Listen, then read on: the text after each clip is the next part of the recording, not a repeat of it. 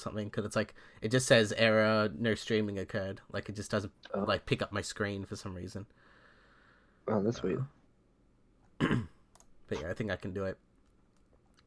I think it's working now. You've Yeah, got you've got like three streams. yeah, I know. All right, we're Oh, actually live. So let me give you a second. Hello everyone, and welcome to the Pancake Parlay, episode 63. I'm your host, the Don, and I'm here with Chatters.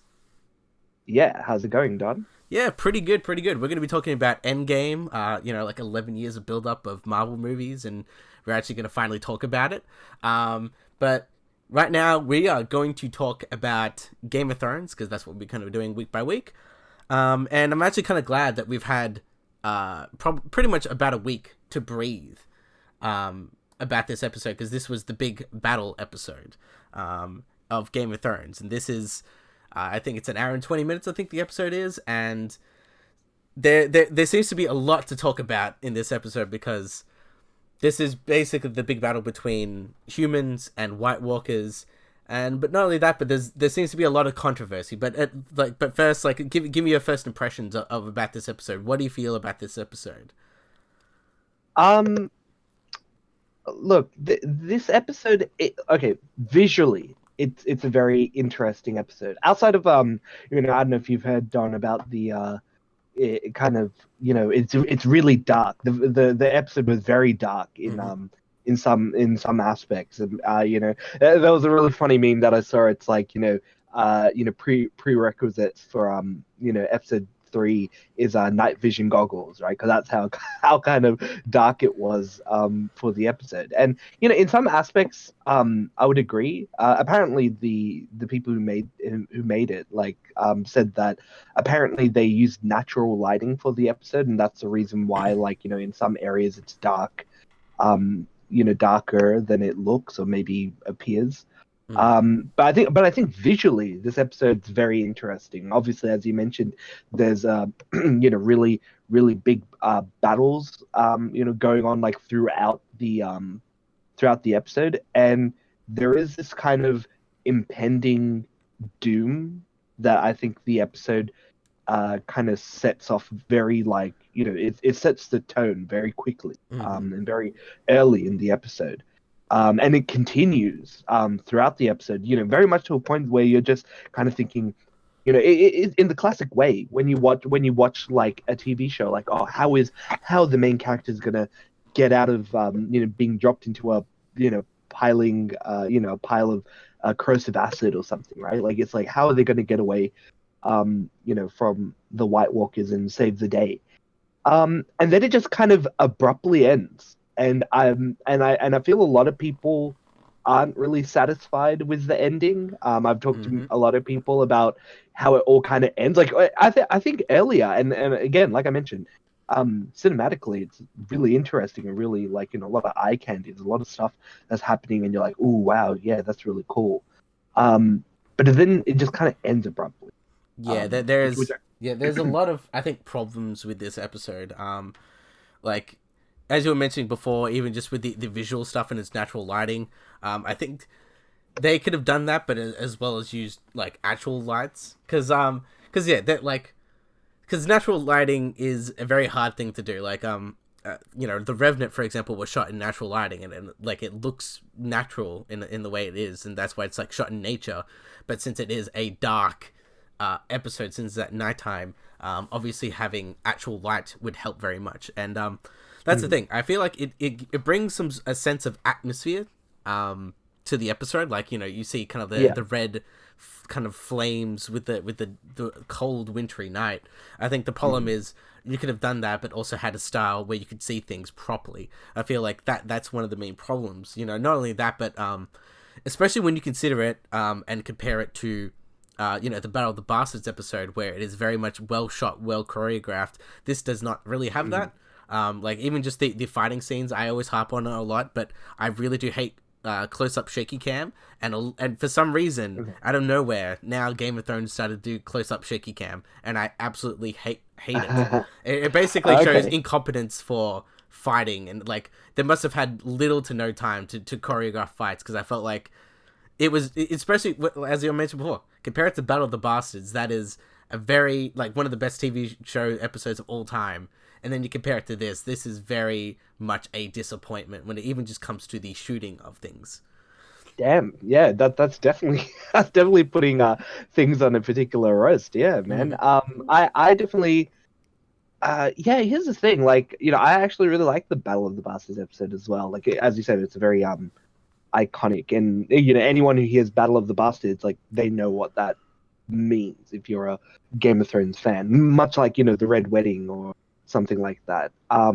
Yeah, I think there are aspects of it where the visuals are really good. Like for example, like right at the beginning of the episode, we actually finally have Melisandre actually do something other than like sleep with someone in an episode, right? Well, and and that's what and, she and kind of what does. burn a girl down as well, you know. Yeah, well, yeah, and Ben, like innocent little girls, on a bonfire or something. But right at the beginning, she's kind of praying to the Lord of Light, and she touches like Dothraki's like cool like scythe blade things. I forget what they're called. Like the Egyptians kind of used it, but yeah, like she touches it, and then you can see like it goes on fire, and then it just kind of like this really nice visual of all these like swords kind of like coming across and lighting up.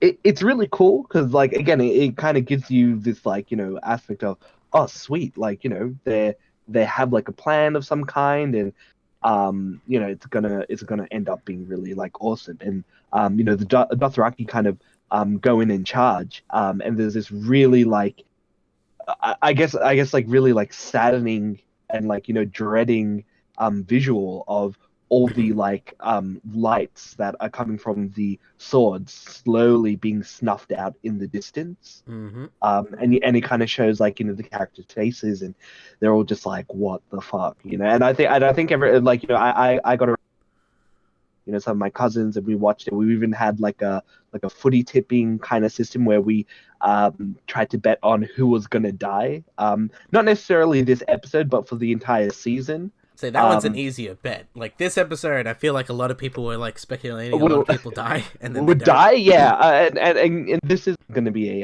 a spoiler review coming. It's been a week, guys. But yeah, like not many people died this episode, let alone important people. And I Mm-hmm. think, and I guess we'll come back to it as well. This notion of like Game of Thrones kind of feeling a lot less Game of Thronesy, like not kind of taking these risks and killing off certain characters, stuff like that. But we'll get back to it in just a moment. But I must admit, it is really interesting, and like it is very like it was very cool to see like these fires kind of get snuffed out and the characters' reactions, like, oh, what's going on? Like, again, like nobody, I think very few people actually fought against the White Walkers prior to this particular battle. So everybody kind of didn't know what they were up against Mm-hmm. until, I think a little bit later, you see some Dothraki kind of like running back, some of the horses on their own running back. And with the natural lighting aspect of it, there was like all this black, and then kind of like a tide of zombies, or like White Walkers, sorry, jumping on the characters and just like like mauling them, like They're literally. like very feral, like like Yeah, yeah. animals almost. Like they just charged in. Like they would. Yeah, they're very much like the ilk of like what 24 days later, 24 hours later, whatever In it a way, was, yeah. where they're just like Yeah, fast yeah. zombies. And for some reason, like I guess in my head, it kind of reminds me of like, this might be weird, but it's like Michael Jackson's Thriller. Like, there's like this really interesting like kind of a snapshot of like, Michael Jackson, and like kind of surrounded by like zombies and stuff, and they're all kind of like gray, they're all kind of like this, and that's what it kind of felt like. It was something like almost like almost like theatric about like all these zombies just jumping out at the screen on these people. It's like, how do the zombies know, like, that they're gonna scare the shit out of out of these people? But it nonetheless, it is very like frightening. And if you were in that spot, I could definitely imagine you kind of shitting your pants and immediately getting like your face torn off or something like that. Mm. On a side note, I think there have been people that like online who've kind of complained about like the battle, like the battle strategy of Yep, the the battle episode, plan. that Yep. Yeah, like again, I'm not. I like my knowledge of battle plans really come from like playing like Age of Empires and Age of Mythology back in the day. So I can't really comment on it, but I know a lot of people were saying like, oh, it's really dumb that the Dothraki like charge straight in. Like that's not what cavalry units do. They kind of like go around and like flank the enemy and stuff like that. And I think definitely there is some legitimacy to people's complaints in that regards, because obviously like it breaks the illusion that okay, like we're having this war and we're just gonna throw a bunch of soldiers to die, right? Not only that, but it's um like the Dothraki just dying. Like I felt like it was kind of like they're earlier seasons they were very much focused on, and then like in the past few seasons they've just kind of been ignored for the unsullied army. I feel like the Dothraki just mm, it was kind of played off as a joke, which is kind of sad, or like also a kind of a threat thing, and it kind of feels like that's pretty much the end of the Dothraki in a Dothraki, sense. And like, yeah. man, that's it's very tragic. Well, I mean, it is just the Dothraki men, because I'm sure the Dothraki like women and children are probably off not fighting anywhere near these people. But I think the thing is like there was probably a decision to be like, okay, what would look cool? Oh, this would probably look cool, and therefore they went with style over function. And obviously that kind of can lead to like this kind of people not enjoying the episode as much, because it's kind of like, oh, that's really dumb, they shouldn't have done that. And I can definitely appreciate it, and I can also kind of understand it. Again, my understanding of battle tactics is very limited, but that being said, like even I remember like they talked about how Winterfell kind of fought against armies and won, because you had all the like because of the tactical area in which Winterfell stayed at, right? Like having one person in a castle is worth like 20 outside of the castle, Hmm. right?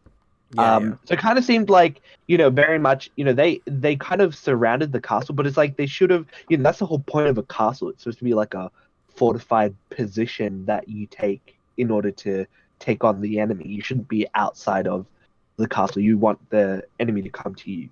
So Which is very stupid that they didn't put like there's like fire spikes right near the wall, and stuff like that. Like, I battle tactics aside, I feel like they I think they talked up this episode a lot, because they were just like, yeah, man, this is gonna be as big as like something like Helm's Deep in like Lord of the Rings. And it very much yeah, does not deliver on that, and it's like like if you want to like transition to something like controversy type of stuff, there's I think like as someone who's read a lot of the books, there seems to be a lot of like you can definitely see there's a split between the TV show and the books, and how they deliver a lot of this type of stuff. Like mhm. I think the main problem is that they build up the White Walkers and things like that, and they build up all this tension, and it seems to be done in one episode, and it feels like I don't feel satisfied of what they've No, kind of shown. yeah, no, I agree. I don't think it was very satisfying, just because, well, I don't even necessarily. I think the entire episode kind of builds up to they're not going to win this, and we might need to actually make it so that they kind of flee to go to King's Landing, which is actually something I did mention, I think, in maybe one of the last podcasts, like when we were talking Game of Thrones, that it would be a pretty smart way to kind of have Cersei involved, but then also to have the Night King kind of come in and fuck shit up in Winterfell, Hmm. right? Is that yeah, they have a stand in Winterfell, but then they lose, and so they have to retreat. But that doesn't happen, and that's kind of the thing, right? Because you have, as you mentioned, you have 7 seasons, of them building up the White Walkers, but then you don't have this satisfying, ending, almost like a one episode ending. It's kind of like, if you were reading like a comic book, right, and they're bringing up like, oh, Batman is gonna do, how is gonna be dealing with this, random, villain who's like kind of in the background, and they're building up who the villain is, and it's almost like they deal. and kill the villain in like a one-page panel, right? Mm. Like that's kind of maybe how it feels, like if there's any kind of equivalency, right? At least how it might feel to a lot of people. I also agree. I don't think they do the. I think they needed more episodes with the White Walkers, right? Well, Like because there's a they lot of introduced a lot of yeah. cool things with the White Walkers and just how powerful the Night King is and stuff like that. But they kind of deal with him pretty easily. But to kind of follow up, because the next kind of bit, kind of after all this happens and certain, after the Dothraki fall, we have the other warriors kind of getting into the fight. You see him being engulfed by the zombies as well. Like you see Jorah, you see Jamie, like you see all the knights kind of being overtaken, but they don't die, right? Like Yeah, that's there's like a lot of things where it's just like they're surrounded by zombies, they're screaming like they're getting bitten, but they're just like, you're not dying though. Like, and I feel like the biggest betrayal of all time was Sam somehow surviving all of this. So I'm like, and he was pretty much at the front line. I'm like, nah, Sam would have died.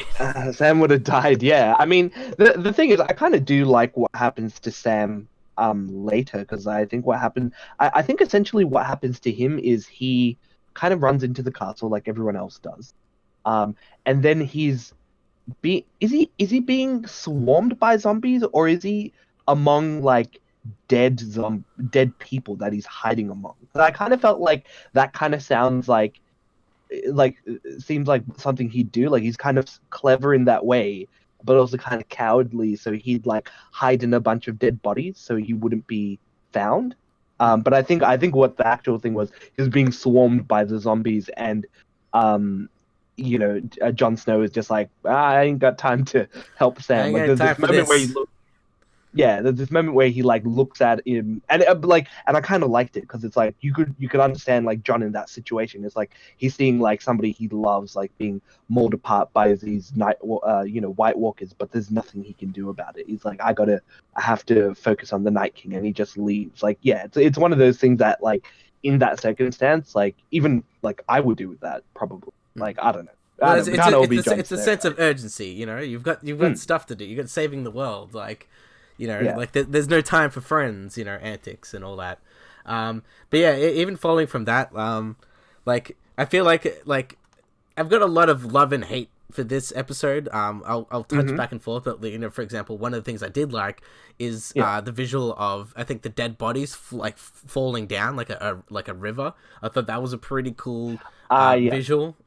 So I guess that's when so essentially like they kind of beat the zombies, and sorry, the White Walkers, and they managed to light like this kind of fire moat um around the castle. Is that the scene you mean? When Um, they're kind of dropping? I No? mean, when they're inside the castle, I don't remember exactly what Oh, happened, but I remember they were in the castle, and I think yeah. something happened, like the dragon came along, or like the Night King's focus was on something else, and then the zombies started falling down off the buildings, and that's when John was running, and he passed Sam. Like at that, like for some reason Oh, okay. that visual has stuck on me. That's something I did like. Another thing that I did like is probably maybe not all the Arya stuff, but particularly the Arya stuff when she was in the library, very much turned into like a horror Yes, film, yes, and I feel yes, like that definitely. raised the tension, and that is something I Yeah. really liked, because it was like you had all this chaos, and then you go into this room, and it was just kind of quiet, a small Yeah, tense moment. I kind of felt like you kind of just it just turned into like a stealth game, right? Like you went It's from like like an killing action. is optional in this mission, like. Yeah, yeah, yeah. What like as if I'm like playing Splinter Cell, or like Metal Gear Solid or something. It kind of like gets into something like that. Before we get to that scene, because I want to kind of go with how the episode kind of unravels. One of the things that we kind of see is Jon and Daenerys like seeing all this, and they kind of fly in with their dragons, right? And it's really cool, because it's like obviously we get to see more dragon action, but again it just kind of leads to Daenerys kind of being swept up in this storm, like this kind of artificial, not artificial, maybe it's like natural, I don't know, Also, a like this storm that you can't see properly, mind you. yeah, a storm that you can't see, that she gets trapped in for most of the episode, right? I want to say that most of this episode she's stuck in this storm, not knowing where she's going. Meanwhile, like John is kind of coming in and out of it and doing stuff. And like, yeah, it's like maybe they're trying to find the Night King, and they do at one stage. There's, a bit of a fight with Daenerys and her like then dead dragon that's been resurrected. Yeah, I kind of felt like these scenes, like, did they spend millions of dollars on like this scene? Like Mm. this really badly CGI'd, like, not bad, okay, probably the CGI probably would have looked good, but it's like I can't see anything. You know? Yeah, that's the problem, and I think that's what it comes down to. Is like the main reason I think that it was shot in natural light and the why it's so dark is because they're like CGI budget is gonna go through the roof. Like we cannot like CGI these Oh, zombies as well as the dragon, so we'll try to cover it by darkness because it's a lot easier to cover bad well, CGI with darkness. That's why like the dragon fight that's scenes true. there was very little of it, or if there was, it was kind of you couldn't see much. Like But this is not only that, but my disappointment is that the ice dragon in of itself really didn't do much either. Like there was so much build up from end of episode like season 7. Oh man, they have an ice dragon. They didn't really do much with it, you know. I didn't, I was kind of hoping that the ice dragon had like cool ice powers, like ice breath. Like that would have been far more interesting than the blue fire that he had. Like blue fire visually looks really cool, but thematically not really, right? Like it kind of makes sense. Like, there, in fantasy there is the notion of like ice dragons, frost dragons, stuff like that. It would have been cool if his ability was in line with like the ice, that the Night King kind of represented. Mm. But that's really like a really small nit. But yeah, like you said, like, but there's some really cool moments, like, later on, John's kind of like seeing the dragon, and you can kind of see, because like some of its face has been like torn off. You see like the fire kind of erupting from his like the side of his face. Like I kind of like that visual. Like it's kind of clear that like they had some idea like where they wanted to go with the look of the dragon. I wish I remembered. I know Rhaegal is one of the dragons. Rhaegar and there's Drogon, and then I forgot the Drogon. other one. Yeah, Yeah, everyone the one else. that actually died, right? Yeah. But yeah, it's yeah. I was a little bit disappointed, but like I hopefully that kind of means that if they're saving budget for this episode, hopefully it's being used in a future episode against Cersei or something. Which is kind of weird. I kind of don't like the notion of Cersei being the final boss, but whatever. It's kind of dumb. Well, yeah, Not because that I have there was anything theories against that like Cersei, yeah, but White Walker's gonna come back, but I feel like they're very like as I was mentioned before, there is a split. And then George R. R. Martin says it's gonna end the same general way. There's just gonna be a few things changed, and a lot of like the plot beats are gonna be the same. These things are gonna be changed. So I feel like in the books they're gonna deal with Cersei first, and then maybe yeah, even deal with the Night King later on, or like have like the Night King come back because or like the White Walkers come back because there's a lot of stuff not only left out because for example like Sam's character who's actually somewhat important in the books because he has I forgot what it's called but it's like the Book of the Dead almost, and the whole theory was I think that's why they were playing with the books when they're talking about the crypt so much, like the crypt, the crypt. They were gonna I think the whole thing, and since Lady Sansa is still like she's come back as a zombie assassin, I think the whole premise was they were wait, gonna use that wait, Sansa or no the Lady Stark, sorry. oh, Lady Stark, Yeah, yeah, yeah, yeah, the yeah, whole yep, the whole premise, I think, what they were gonna do, and maybe they'll do in the books, is that they're gonna use that book that Sam has that knows about like White Walkers and things like that, to raise the Starks from the dead and have their own zombie army. But I'm not quite sure because Oh. there has been a split in Game of Thrones. It has been for quite a long time now. But very much that seems to be one of them. And I guess you mean like a continuity split, right? Like in terms of like where the story is gonna go. yeah, more or less. Like I feel like in the overall end product will be about the same. Probably the end will be the same, Mm-hmm. but I feel like how we get there's going to be very much different because there's some characters who are around, some characters who are doing this, and so there's different changes. Like one of the biggest controversy I think in this episode, is just the prophecies that have been built up, and because the whole series is Right. called a Song of Ice and Fire, so both ice and fire. And there's been so many theories, and there's so many like little things here and there. But basically, it's foretold that Jon will do something because he is a product of ice and fire. He is that product, and the main reason why he rose from the dead was to kill the Night King. Even Lysandra said so. And then they don't do this in the episode.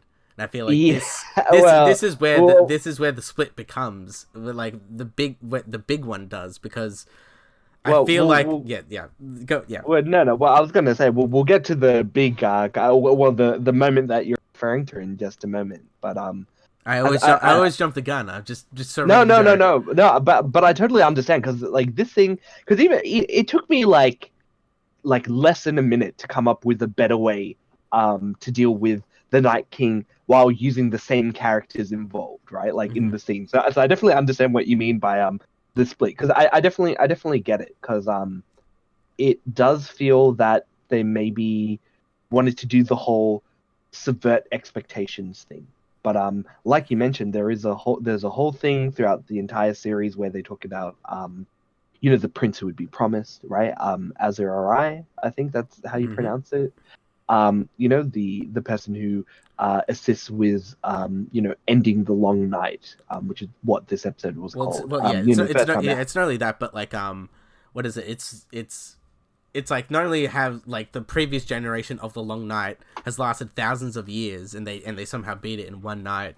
I feel like that's a thing, but yeah, it just seems to Mhm. be like there seems to be a lot of like I don't know changes for the TV show, and I think that's what I think that was one of the main reasons I think that they said George R. Martin left, is that he had a certain way of doing it, and he wanted to do this whole thing, so he left the show kind of almost, and I think Okay. that's why. I Yeah. did hear that he wasn't happy with how they're going to end it. I did remember hearing somewhere, but again, this isn't fact check. This was just something that I remember hearing someone telling me. So could be the case that he's very supportive. But I mean, I can kind of understand what he feel like. When him as the author might be against some of the things that they're doing in the episode. But during the whole dragon attack, like as I mentioned, like they light the trenches, and this kind of gives them a bit of a bit of a breather, except for the fact that because some of the zombies are jumping into the fire, but then there's this really cool visual where they're watching and there's just like this shock on their face, where you see the zombies behind the fire just standing and waiting, which I thought was really cool. Because most of this thing would be like, what's the urgency? Why did the zombies have to get them right now? Why can't they just surround the castle And and just wait wait. till yeah, especially since there's a lot of fresh bodies around that the Night King might raise later. It's not like they're gonna run out of bodies anytime soon, right? Hmm. And yeah, and so I'm thinking, okay, what's the urgency? Okay, they're trying to get to Bran, but why Bran? Right? Not really ever explained. But again, we'll get to that. Another cool, yeah. So you just see like the eyes and the like visual of the zombies, like behind the fire, just dead dead ass staring at you on the other side. I thought that was really cool. But then you also see the zombies are kind of stepping into the fire and making like a zombie bridge right out of their bodies to like get over to the other side and start clambering up the wall. And that's when you kind of see like shit goes south even more because I was even saying it with my cousins, like like they're all handling it until one guy fucks up, and the zombies start taking over because this one guy fucked up, and now all the other zombies are getting on top. And I'm just like, you know what? It takes one guy to fuck up. Yeah, You had you one job needed to two do. people per hole on the wall. Like two people at least. Then if only they had fortified the castle from the inside. Who knows? What do I know? But yeah, but I mean, it doesn't change. Like, it is a really interesting kind of visual to kind of see, all the zombies kind of crowd in and just like the terror kind of sink in. And here's the one thing, you have Arya who comes in and you see her really cool weapon that she has. This kind of like bow staff. You see, I remembered what it is this time, Hmm. right? The bow staff with like a cool knife, and you see she kind of like detaches it and uses that as a sword. And she's doing a really good job, and she's kicking everyone's ass. But then it just comes to a point where like everybody starts to like get worried and they start losing it, and that kind of leads to her running away. And we have, the scene that you were mentioning before, where they're in like the library, and there's just a bunch of, White Walkers just like walking around, and it just becomes like this, stealth film where it's like again, it's like it kind of reminds me of there was a movie I forget what it's You know what called, it but actually reminds me of? It reminds me what? of that scene, like the last third of World War Z, where there's Brad Pitt in Okay. the hospital, and he's gonna be like really Hmm. quiet. I think it reminded me of that, and it's like, and to Ah, me, okay. and to me personally, that is probably the best part of World War Z, and that's the part where they Hmm. actually reshot, which is pretty funny. That whole ending Oh, with the whole okay. hospital and everything. So I'm like, that's Huh. it reminded me of that stealthy thing, and I'm like, that's pretty cool. Oh yeah, well, I mean, give it yeah, if it takes any kind of inspiration from that, like that's pretty cool because like this whole episode, like you're holding your breath for Arya as she's kind of like going through this library. And again, it's kind of showing off her like assassin skills more because she's kind of sneaking around as these White Walkers are like kind of patrolling and looking for people in this library. It's really funny because like on the outside, like everybody's like dying and fighting the zombies, whereas in this library it's all quiet, Mm. which I kind of found funny. But yeah, she's kind of sliding around. There's a really cool scene where like a zombie's like just sees her and she kind of like quickly gets her knife and like stabs it like through the head. It's like it's very fast and split second. But it's a really cool scene to see. Like, okay, cool. She's kind of grown as a character throughout the franchise.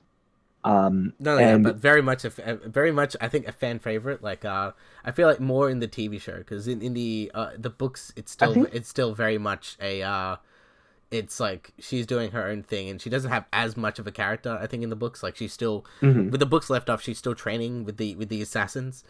right. So a lot of that stuff is like non-existent. Um, Hmm. and yeah, her whole training of her being a character is really not a thing at the current moment. But yeah, Okay. there's a lot of stuff that needs Well, to be I fleshed mean out. to be fair, like yeah, it is kind of rushed in the TV show as well. Like her kind of like growing, like becoming like a master assassin. And there was a whole theory about her being like that other girl that she ends up killing. Oh Um, yeah, yeah. and she takes on the persona of Arya, right? Like that kind of I kind of like it, but it obviously I never thought that was actually going to be a thing in the show. But it would have been cool if it was the case. But yeah, and so after this whole stealth scene, and she successfully kind of exits the room.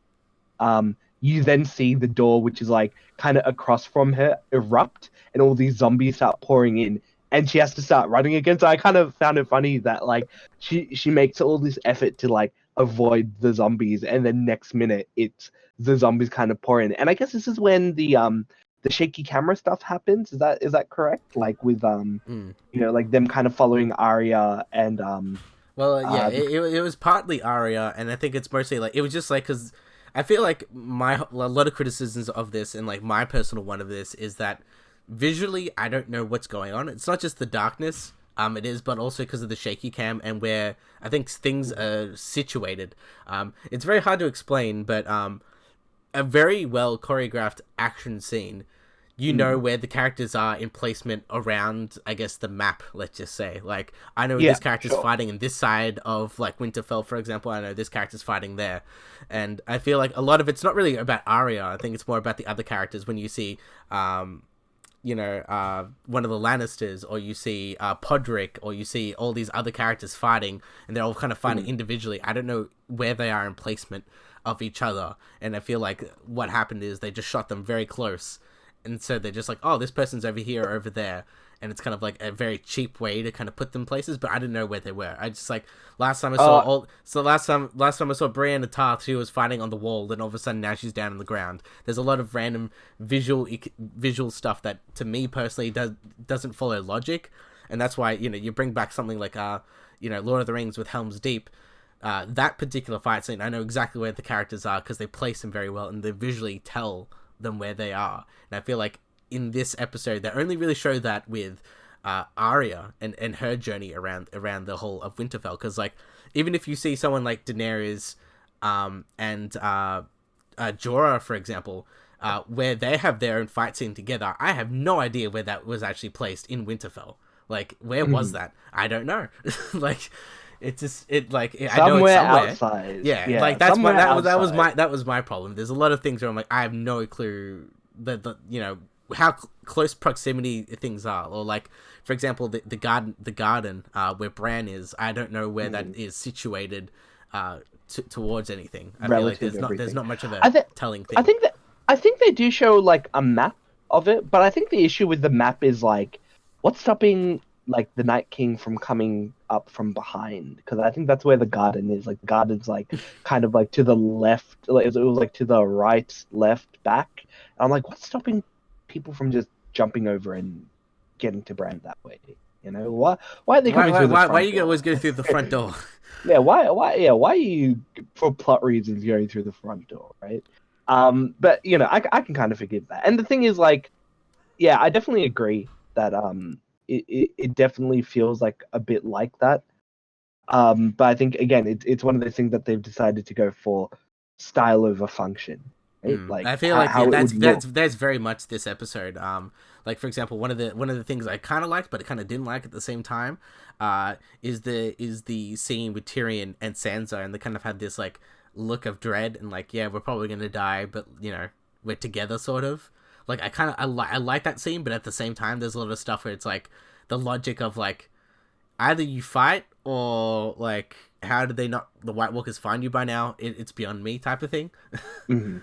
Yeah. Yeah, you know what? You know what? The thing is, I did like that they confirmed that the was not safe, which I thought was pretty funny. It's like, yeah, after all this time, you know, they talk about, oh, the crypt's fine, and then it's not fine. And you see all the kind of White Walkers kind of being brought back to life and kind of, you know, killing like that's it again. It's very horrifying, like being in that situation. Like, I kind of feel like you know, Tyrion and Sansa have like this little moment, which is really cool. Again, because they used to be married, or were married, or were gonna get married. Oh, they were married. Yeah, yeah. They were married, yeah, yeah.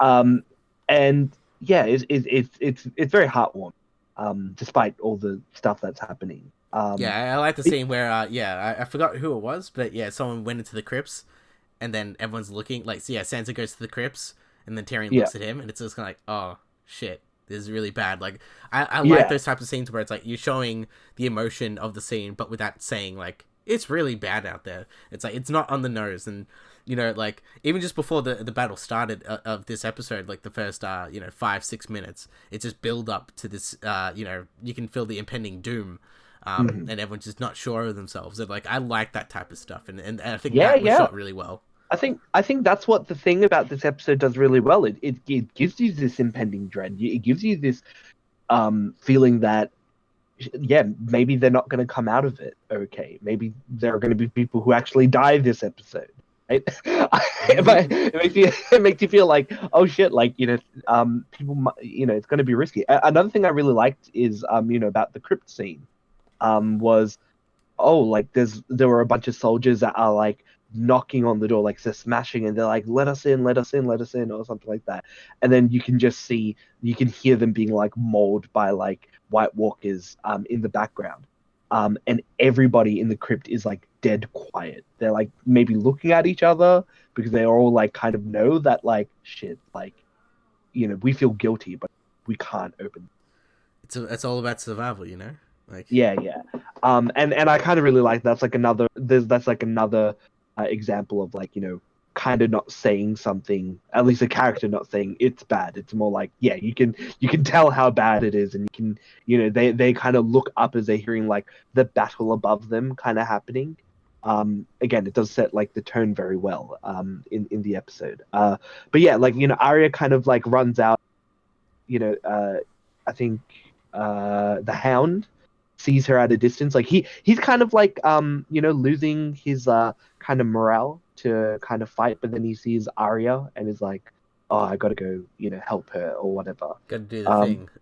I got to do the thing. I got to do the plot relevant thing. But I kind of like I like how they have this kind of love hate relationship. Like it happens kind of before the episode as well. Or maybe it was like the episode before, where they kind of have like a bit of a thing together. But yeah, it's like him and I think Beric is Yeah, the kind yeah, of yeah. Good old cool Beric. cool cool sword guy.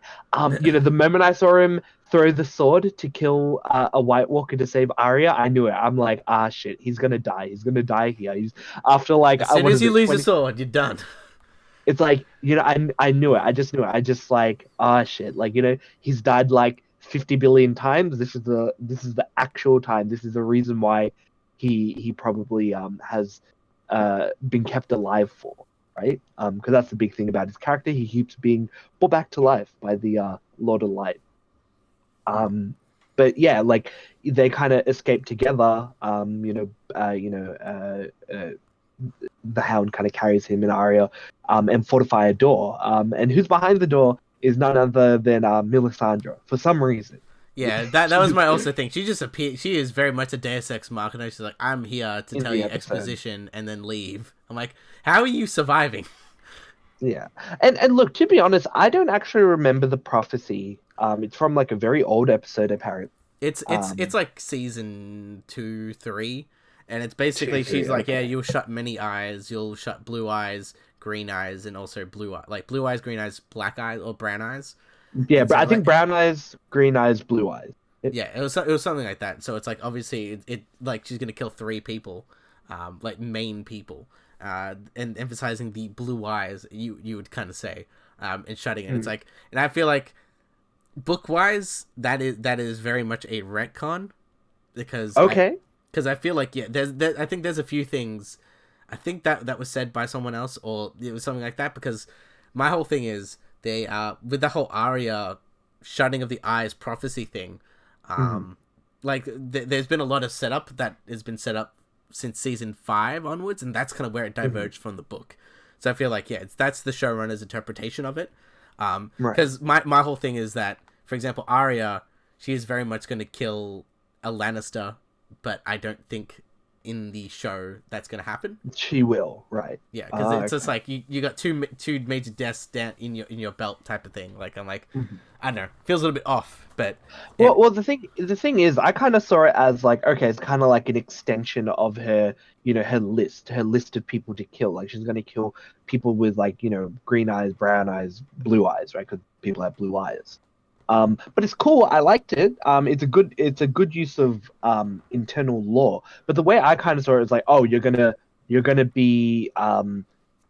kill more White Walkers. That's how I kind of saw it as.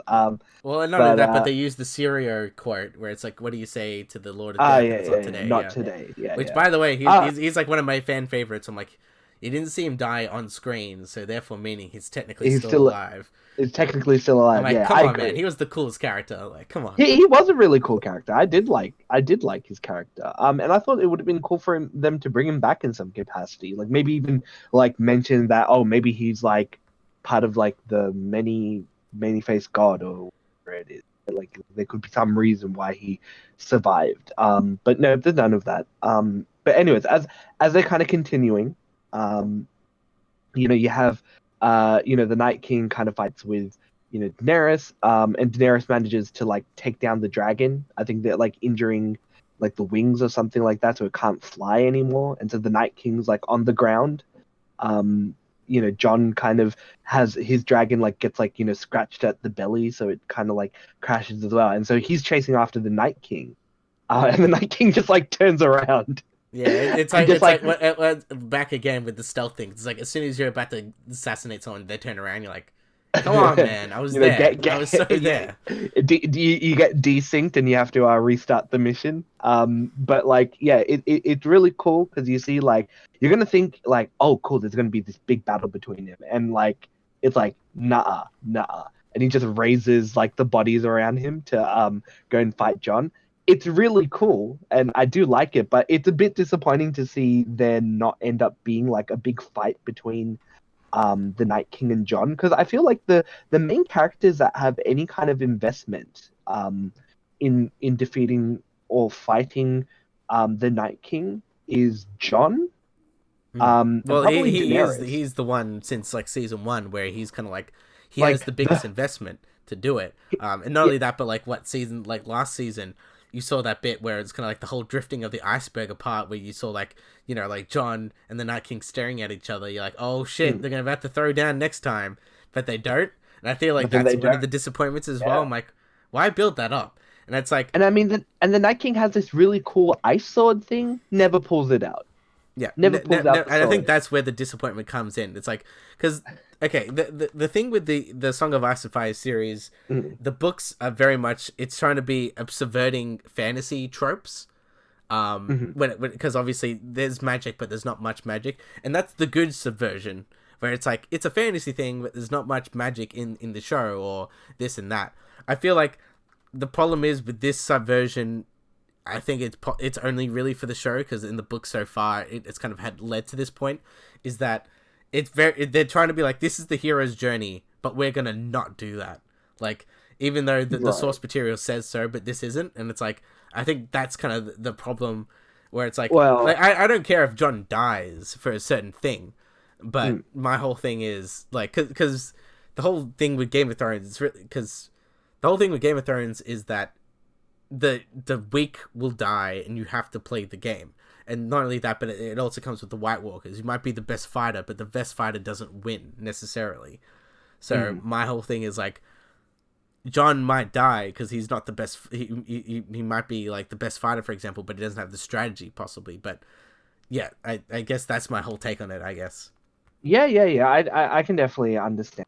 I think with something, I, and that's fine. I think that totally makes sense with the notion of like kind of the Lord of Light, right? Like everything is supposed to end in like humanity surviving. And so even if John's role is to fall while fighting the Night King, that's fine. But it actually should involve him fighting the Night King, right? Um, and you kind of don't see that. But I think again, like the visual's interesting. It just would have been cooler if it's like John was maybe with a posse and they fought, whoever was coming back alive, and he then had like this cool one-on-one fight with the Night King. Or But yeah, we not don't only even that, know. but like with the Night King's like colonels or whatever the hell, like Yeah, generals. yeah. Generals. Yep, yeah. You don't even. They're just chilling out in I don't know, the forest. Yeah, Like yeah, they're just they around, never. you know. Yeah, they don't ever come forward. Like you think like they might have like a group of people trying to take those guys out, but no, none of that. Mm. Um, Again, I kind of feel like that kind of stuff is kind of nitpicky because I don't really care about the generals. It's just really weird that you'd have the generals but then not utilize them in any fashion, right? Yeah, it's kind of That's the like main thing that's kind of it's weird. like in kind of like Infinity War, for example, where it's like Thanos has his generals, but they do something and they do fight. Mm, But like in exactly. like the White Walker generals, they just stand there and they kind of don't really do anything. Exactly, right? Um, and yeah, you kind of see, the Night King kind of walks off and does his own thing.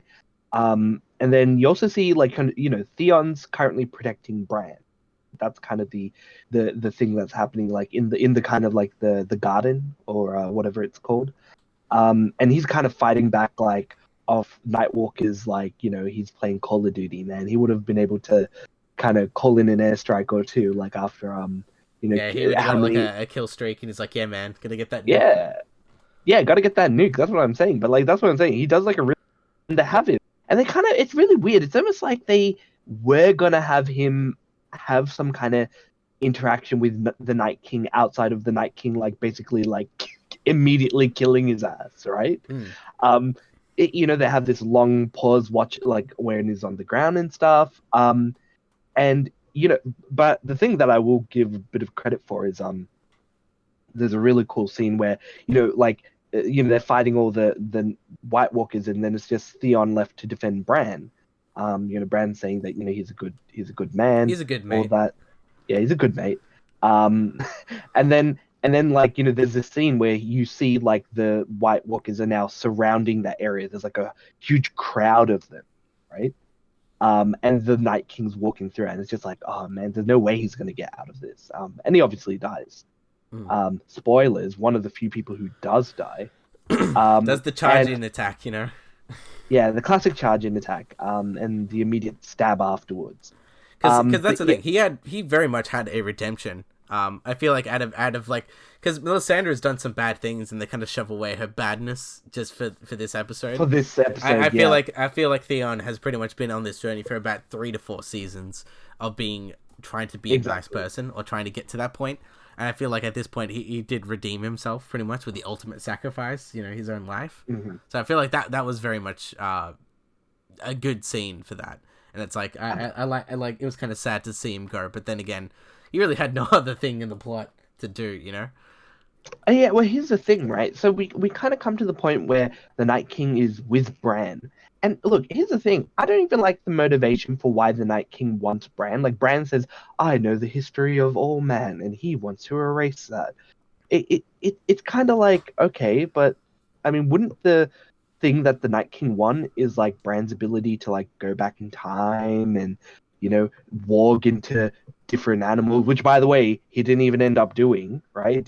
Okay, He he was walked literally into some an crows. observer. He was just like on the crows and just chilling with the Yeah, yeah, crows. yeah. Okay, yeah. He does walk into some crows, but he doesn't do the whole thing where people like, oh, maybe he'll walk into a dragon and would change the tide of battle in that way, right? Doesn't do that. Doesn't do. But like he has all these abilities. You think that would be the reason why the Night King wants it? It's like, oh, I want Bran because I want his abilities. I want to take over the world and have him be on my side while doing it. Like he appropriates dragons. Why not appropriate a cool like I guess what is he like a psychic psychic time traveling Hmm. kid Yeah, but not the even three eyed doing raven, and I think the thing yeah. is like the books they explain it a little bit more, and I feel Mm, like there should be like they haven't touched it on the books yet, but I'm pretty sure there's like Bran has a lot more of a role because I feel like this it very much shortens his role to like I led. It's like the Doctor Strange of it, where it's like I led you to this exact moment on purpose. I feel like, mm, but like in the books, it does show that the Three Eye Raven has a lot more things going for it, and I think they explain that a little bit right. more. The whole interaction with the White Walkers and the Three Eyed Raven is very much a Hmm. thing built up in the books, but not so much in the TV show because they I guess like in the previous season Brushed they it just or didn't something. really do it. You know, like explaining Well, I mean, Bran and what is his whole purpose. You know. yeah, well, that's the thing. Well, what is his purpose in the book? So the thing is, they do have the whole thing about, he comes to the children of the forest and he goes into that tree and then he becomes a three-eyed raven and stuff. Like that was pretty cool. But and then like the White Walkers obviously come over and take over that area, right? And it's this kind of scary moment. It's like, ooh, like what's gonna happen next? But it's like, what is his role in the book? Yeah, like I think As yeah, yeah, his whole role, I think from what they've kind of explained in the book is kind of like he he knows and understands how to kill the Night King, but like it's mainly focused on white like the creation of White Walkers because that's the thing. The mm, creation of White Walkers became from the children of the forest.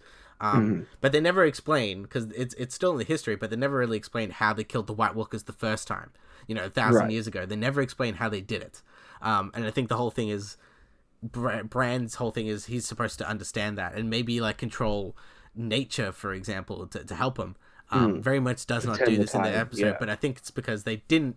It's one of those things where like for time reasons they didn't show it in context, so they're just like we just basically they're like we have to cut it because if we don't cut it, it'll look like Mary Poppins what is it Princess Leia, where it's like all of a sudden she had this power without even explaining it, and everyone's like, "What the hell?"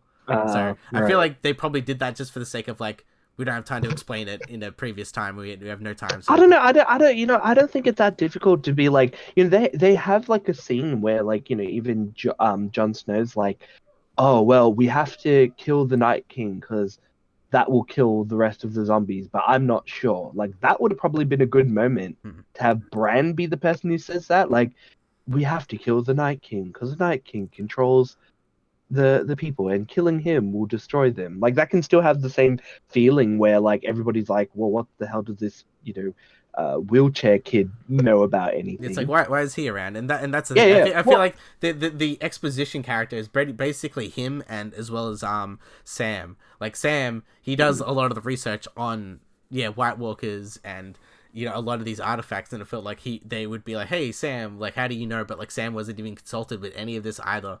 He was just kind of like that's the whole thing where he has more of a bigger role as well of how to take down the White Walkers in the yeah. books like so Well, yeah. far. It definitely seemed like, yeah, those characters who actually have their IQs in the triple digits like actually know like what's going on with the whole thing, but they don't actually utilize them in a high IQ way in the actual show. So it is definitely a missed opportunity. But then we finally got there. We're finally getting to the big kind of event that happens, which I think a lot of people look.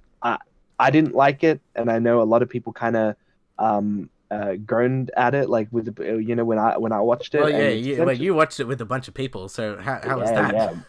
Well, people were just like, "What?" Because it already happened with another scene earlier. I forget her name. But it's one of the I think it's the car Starks, right?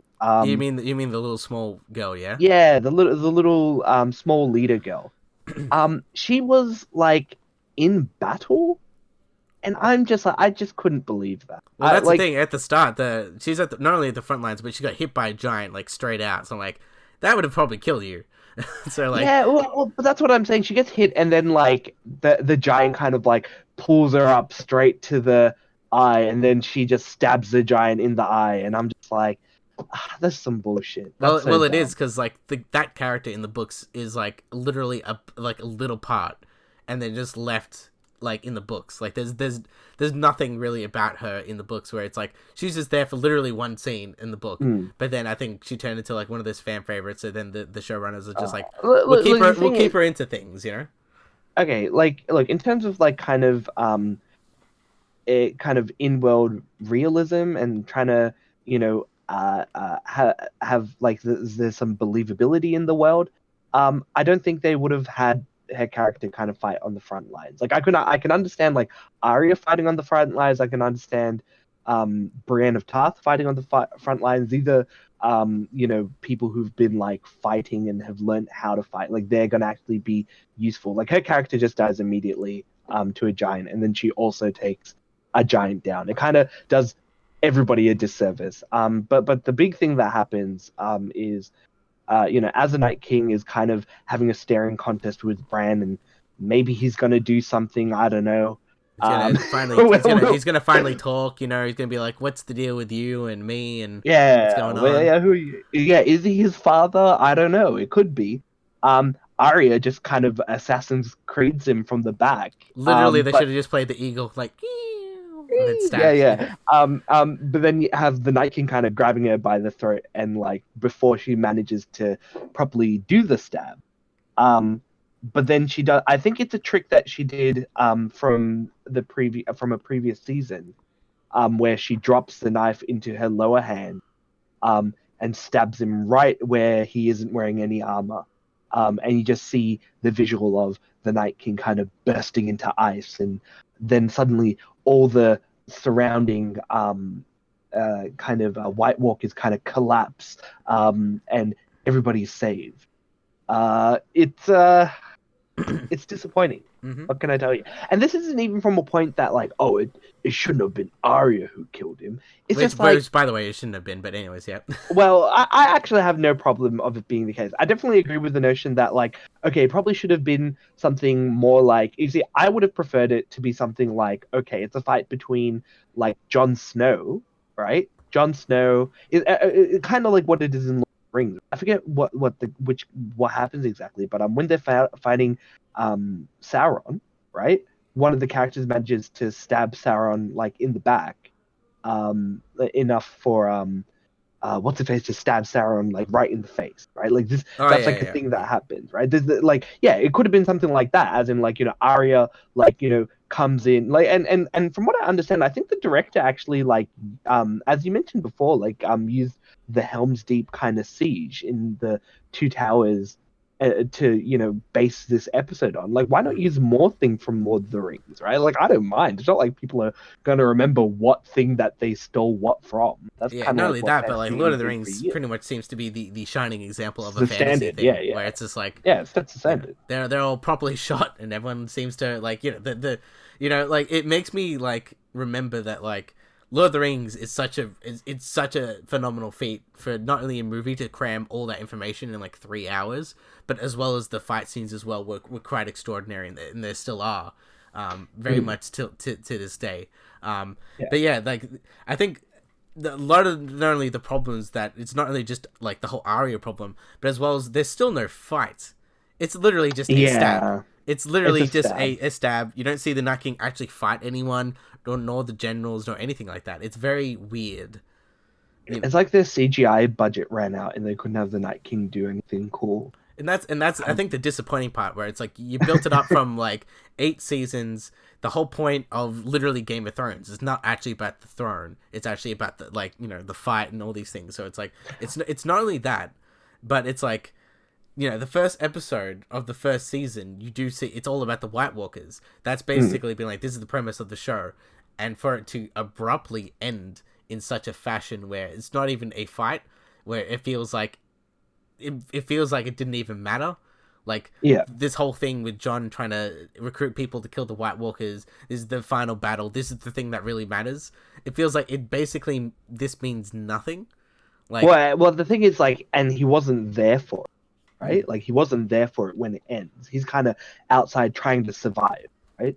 I think it would have been cooler if it was like something like a three-pronged battle. Like, it kind of starts off with, Jon Snow, kind of rushing to chase after the Night King. Like, maybe the Night King isn't so crazily overpowered that he has like this posse of a White Walkers following him the whole time. But then it's like, the Night King kind of fights Theon. Theon's like holding his own, but then like just as like Theon's about to kind of get stabbed or something, that's when Jon Snow comes in, and then it's like a fight between Jon Snow, the Night King, and Theon, trying to defend Bran as he's kind of like wheelchairing around. I don't know, maybe he's staying you should still. have just equipped those wheelchair, things with blades, sticking out. So like, Yeah, or something. should have done something like that. But then it could have came to the point where it's like Arya comes in, and that's when she kind of stabs him, giving Jon Snow like an opening to try to then stab like the Night King, and that kind of gives like everybody, like, it fulfills the prophecy of like the Azrai or whatever. It does the prophecy that Arya predicted, and it kind of gives Theon like a redemption as well. Like, even if Theon, like, maybe he gets stabbed, and he dies fatally from his wounds and dies. At least like kind of gives him kind of like a bit of a redemption as well. Because I think he wasn't speaking to Jon at the time or something like that, and so it's like that kind of like resolves like several people's stories all at once. The other thing that I thought would have been cool would have been, even if they did the exact same thing, right? Where they had Arya jump in and try and stab the Night King. It would have been cooler if they had to use like Arya's ability to disguise as people, and she had disguised as a White taking Walker. someone's face. Yeah.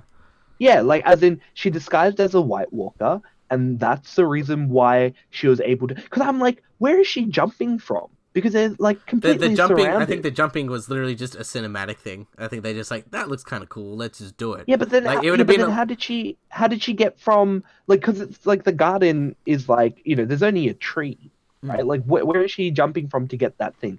She would have like maybe had to like run through Night Walkers to stab him, but then like the Night King would have known, because isn't he connected with all the White Walkers, and right? I feel like it would have been. I think that's the problem. It logically doesn't make any sense, and it would have been a much better way to do it, of just like taking someone's face. You see like one of the generals, for example, stab the White Walker, and then all of a sudden, Arya just like reveals that she was that person stabbed. It would have been a lot more of a cooler thing. Yeah, but here's the thing: it would have been cool, because this is what if we wanted to change it like as minimum as possible, we didn't want to have the cool fight scene with Jon Snow, or anything like that. They could have done it like, this random White Walker tries to stab him, but he grabs it just in time, and he's holding her by the neck with one hand, and with the other hand takes off the mask, and that reveals in a very Scooby-Doo like fashion that it was it was Arya all along, right? She's got the knife and everything. She's got the knife and everything. But then it's like, oh, that's when she could have dropped the knife into her other hand when both of his hands were occupied, right? And that would have kind of accounted for. Although I'm not too sure if like maybe he used the other hand to stop it. Her main knife hand. I'm not too sure. I just kind of felt that there could have been some more usage of like some of the skills that she learned, other than just like, oh, she pops out of nowhere. It's like, it would have been cool if like visually, like if you look back on the scene, you could see where Arya is, because she's wearing like this cloak or this thing, and therefore that kind of like preps you from like, oh, okay, cool, they set something up and it was something more interesting than something superficial as, oh, well, we just stab this character. I think that's ultimately what's the problem with this episode. Like, there's a lot of really cool things that happen, and there's all this dread that builds up, and you're like, man, you know what? They got to escape or they got to do something to try and get away. But no, it's all just kind of snuffed out really quickly, and I think that's why like some people are dissatisfied with the episode. As much as it is a very interesting and cool visual episode to see, there's like obviously there's another scene that I didn't mention where John's kind of like running through the castle, and it's like this one take, right? Mm. Or one take esque kind of shot, which looks really Yeah, cool. I think that's the shot I was talking about, where all the bodies were like falling down, and it was that. Ah, okay, See, that right. was really visually cool. Or like the one where it's like they walk around, you see them, and then they close the gate of the White Walkers, and it's like that was kind of shot really well. Even Mhm. the starting scene, I think that was opening. The opening shot as well was like a one-ish type take, and there are some good takes and good shots. I think the whole problem with all that stuff is still like the lighting problem of like visually it could have been a lot more cooler. Like Yeah, yeah, definitely. apparently there's a whole complaint that you needed like a kind of 4K HDR TV because that renders obviously blacks in a different scale. So like Oh, okay, right. apparently that is also a thing that A comes into bit of a play, meme. Yeah, I get. it's actually pretty funny because I think Samsung actually released an ad literally Oh, a few making days fun later. of it. Yeah, Yeah, they're just like it's good. 8K. Don't be left in the dark. I'm like, well done. Like whoever did the marketing advertising team for that, I like you. Like that Yeah, was yeah, excellent, excellent marketing. Very, very on the heels of what's happening.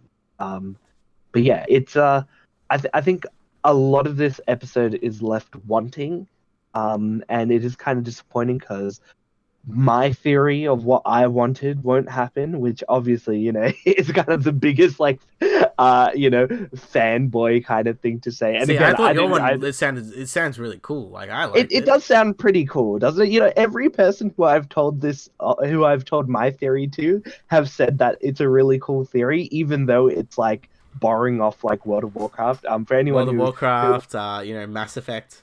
Mass Effect, yeah, that's another example. For anyone who doesn't know, essentially what I predicted was, essentially, in order, Jon Snow or whoever, they defeat the Night King, but then it kind of leads to the White Walkers kind of being even more erratic and crazy, and they all become like almost like individuals, right? Like they can't be controlled anymore.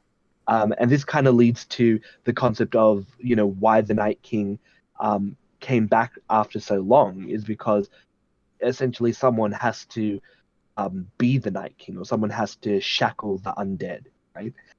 In World of Warcraft, it's kind of done by a character called Arthas, who becomes the Lich. Very similar names, right? Mm-hmm. Who basically can control the undead in the World of Warcraft universe. And essentially, the big battle that happens in World of Warcraft is they defeat the Lich King, and very much like I mentioned, all the undead go crazy and start rampaging. And one of the heroes essentially sacrifices himself and says, "All right, I'll become the new Lich King in order to kind of shackle the undead," and he becomes the new Lich.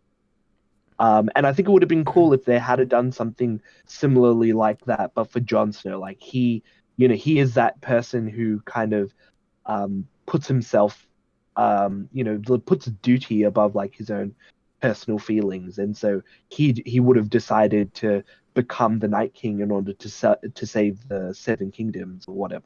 Well, not only that, but Um, it also gives a pretty self-explanatory out of the whole like Daenerys relationship thing without it being like too awkward. Like I know in like yeah, exactly. in the world Yeah, of in the world of Game of Thrones, it's kind of semi-normal sort of almost, but like I, at I that you know, point, I it gives that a good clear out.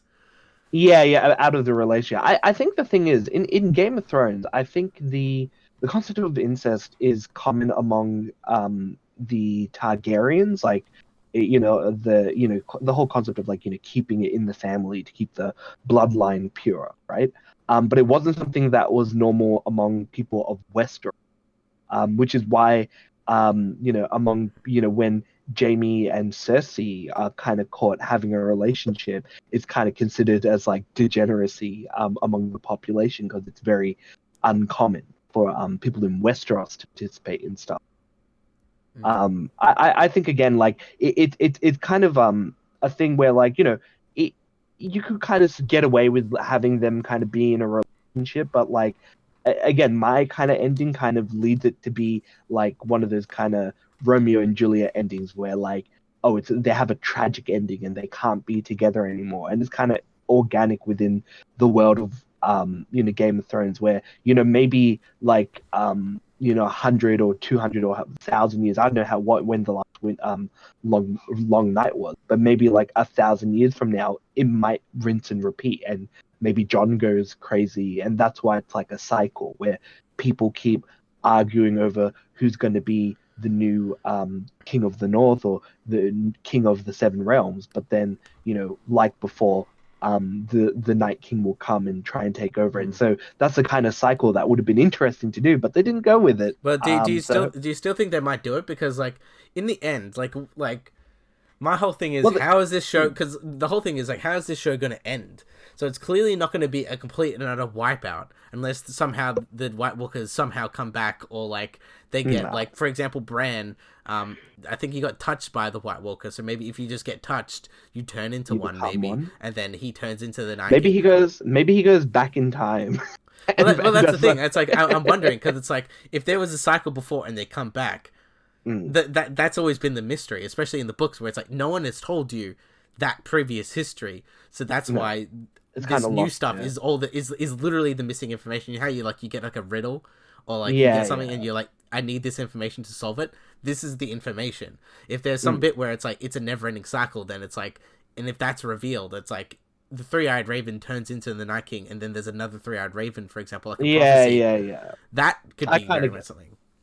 Yeah, it could be, but I think again, like you see, it kind of makes me fear that Game of Thrones might end up being that happy ending where everyone lives happily ever after. Again, if this show ends up ending like that, I'll give the show a 0 out of 10 immediately. I don't care how many characters I like out of Well, it. If George R. they R. do, Martin said apparently the TV show and like the books will kind of end the same way as like Lord of the Rings sort of ended almost, where there's going to be a bit at the end, like the Shire, and they're going to wrap up these little stories around the world.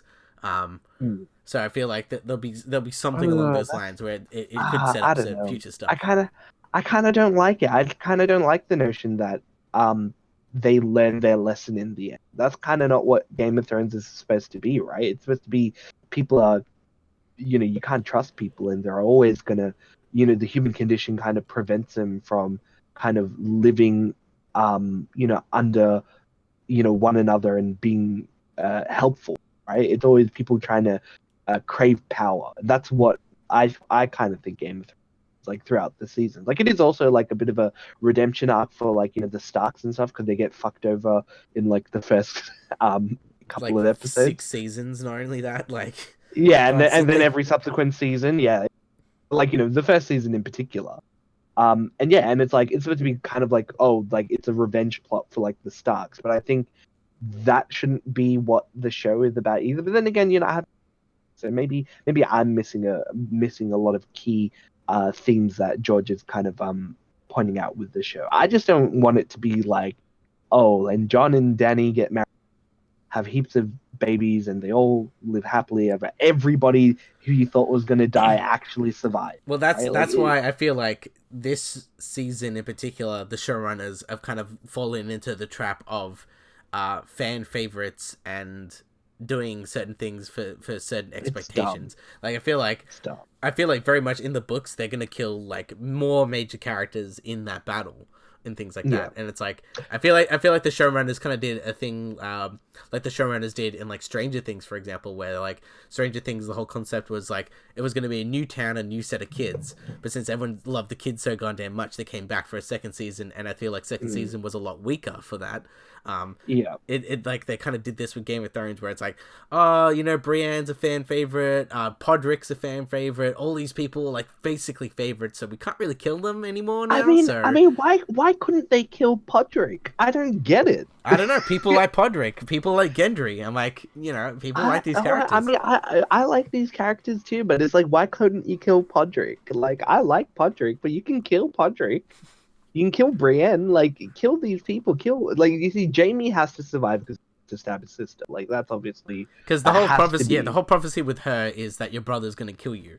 Yeah, And yeah, so and it's it's like like, she so I thinks think the it's whole thing is like Tyrion. Tyrion's gonna do it, and then it's like obviously like Oh, really? You think Tyrion's gonna no, do it? I think that's what she thinks, and Oh, okay, yeah, yeah. so Same. it's That's what I think that's too. why it's gonna be like a love triangle, but not really a love. It's gonna be like a death triangle, almost, where it's like, Oh, you think they're gonna kill each other? well, that's the thing, like.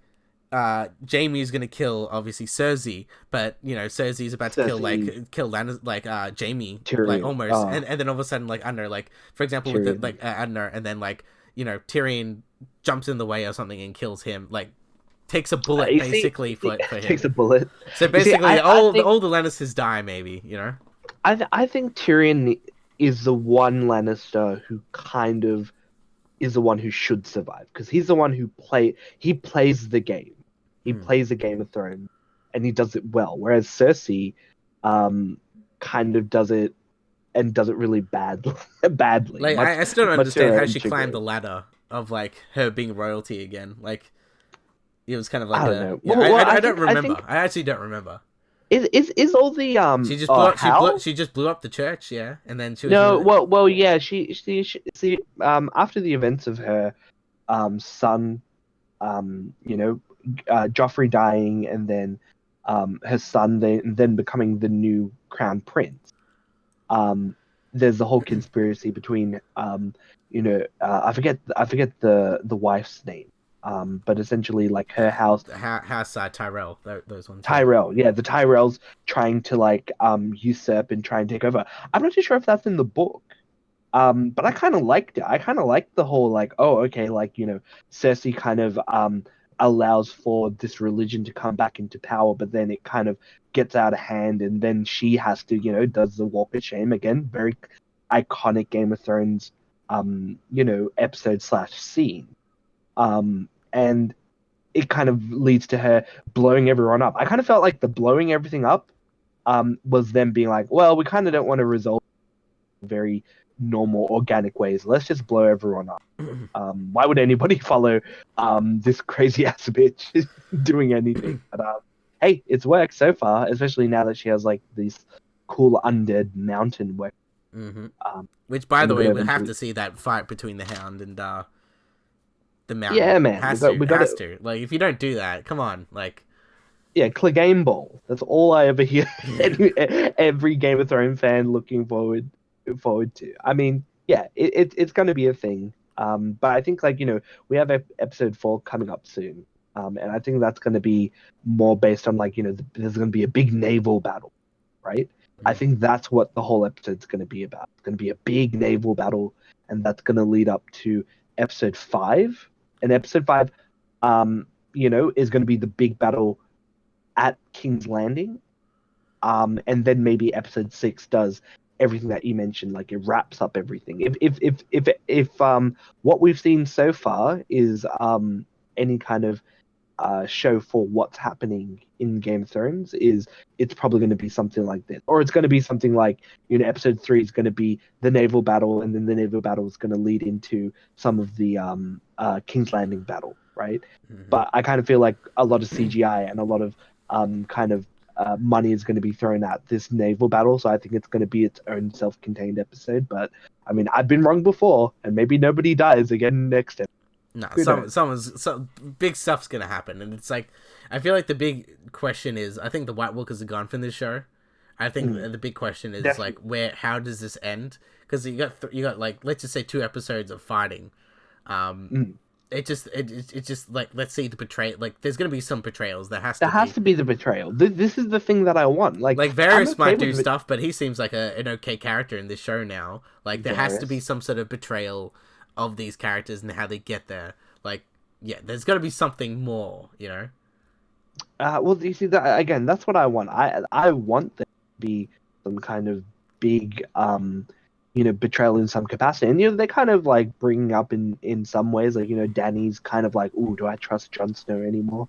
I don't know. I'm gonna save him this one time, for the greater good against the undead, because we don't want to lose against the undead. But I kind of feel like Cersei is such like a low level Yeah, in by comparison to comparison like to the the Night. threat of like the biggest army of all time, and will like give everyone 1,000 winters, and to be done so quickly. That's why I feel like it should have been reversed almost.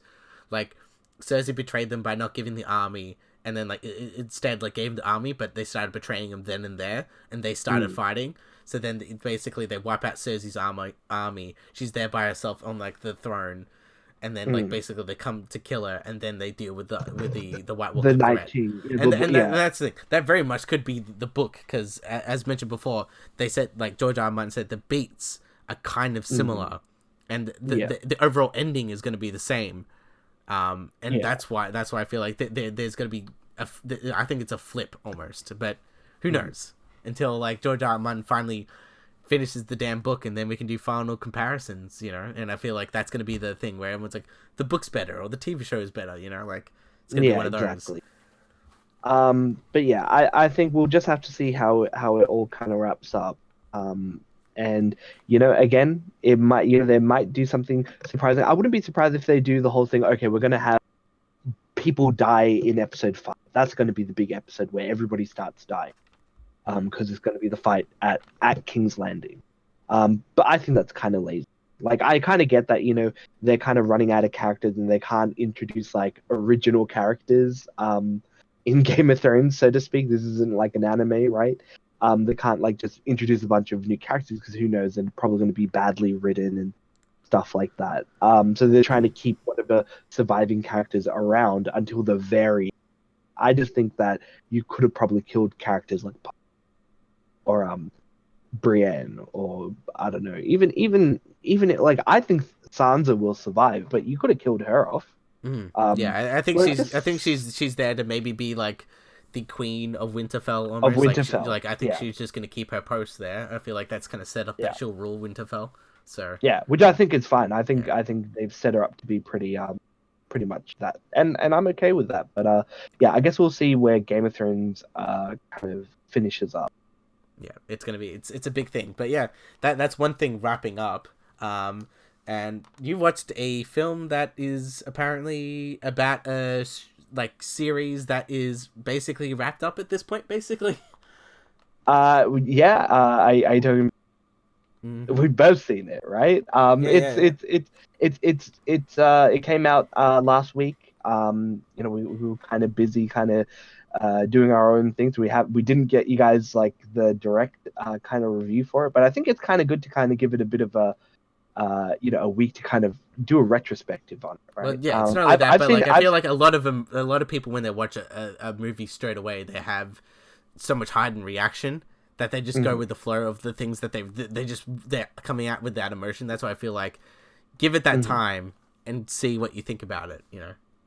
Yeah, I think definitely it was the case with me, because I went and watched it twice, but more so because I had a mate who everybody else has already watched it and nobody was watching with him, so I'm like, all right, I'll watch it again. It's like, man, how sad would you? It's like everyone's gone and now I can't go.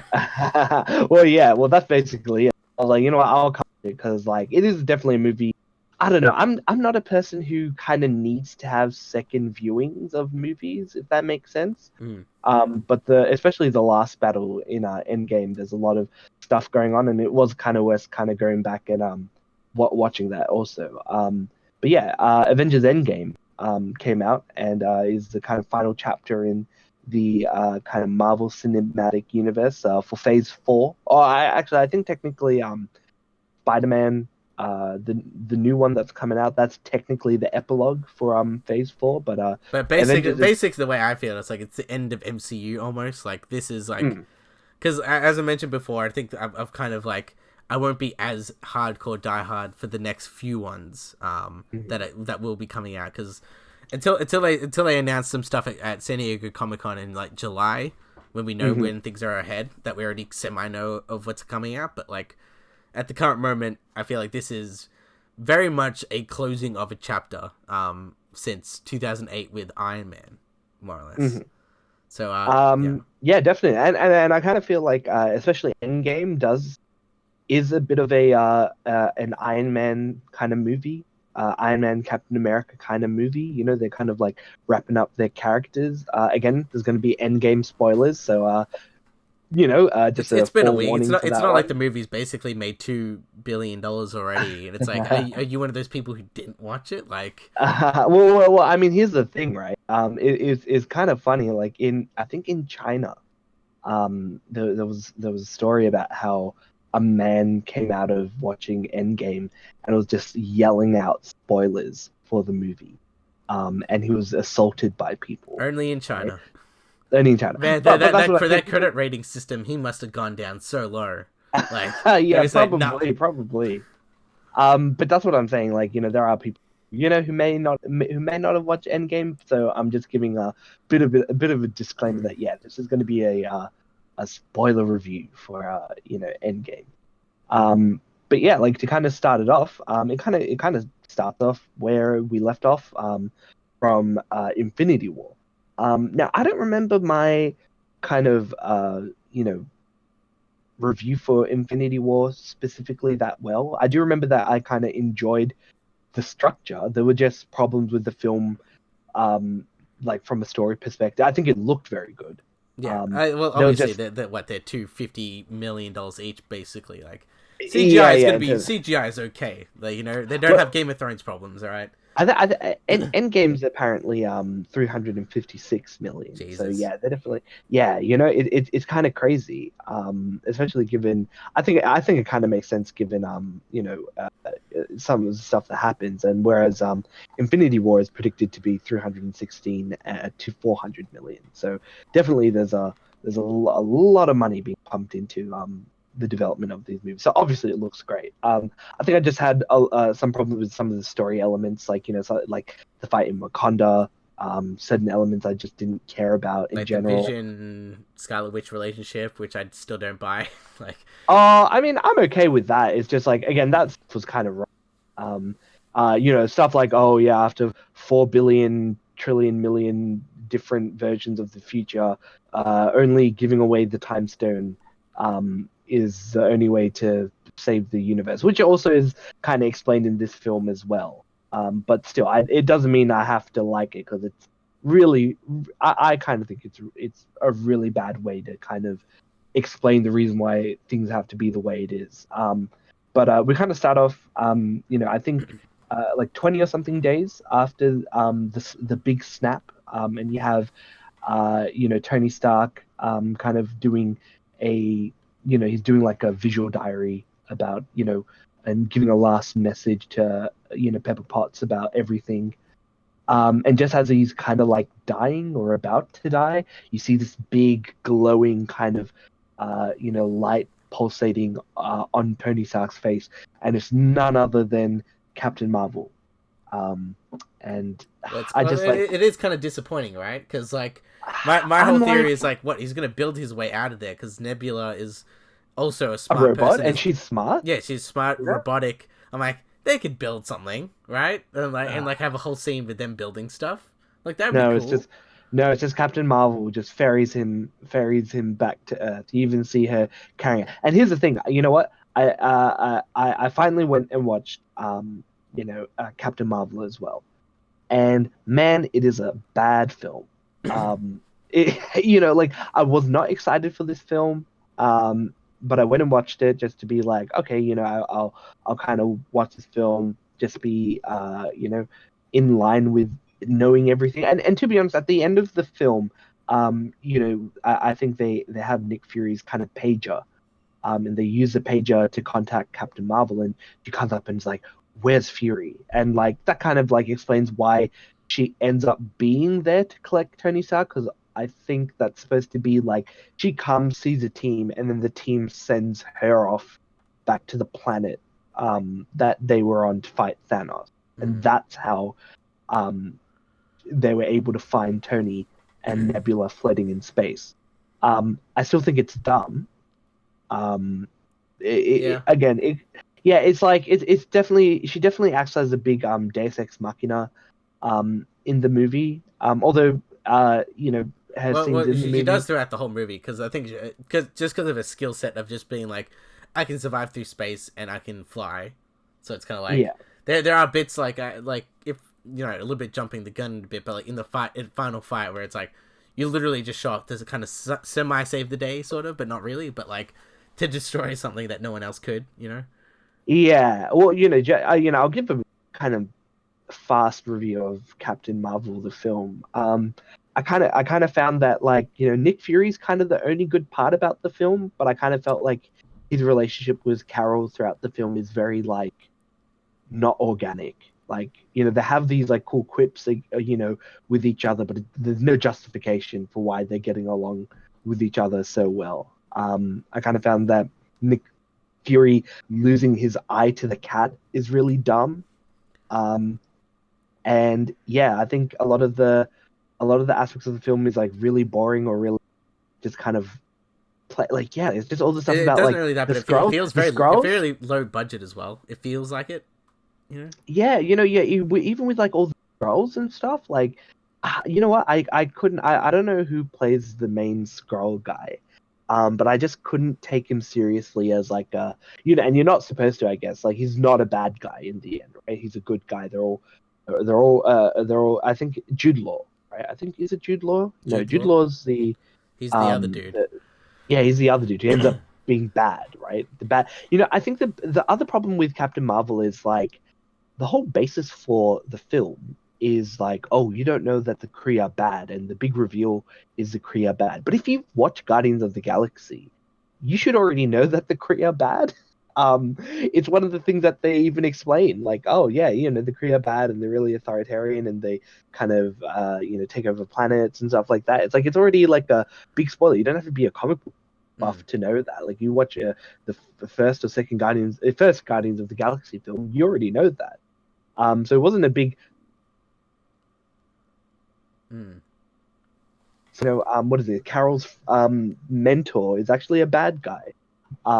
Yeah, it's Big and shock. then she just, oh, big shock. And then it's like it's her kind of, and here's the thing, like she Carol throughout the whole film, I think the only kind of thing that she's kind of dealing with that's a struggle is the fact that she doesn't have her memory.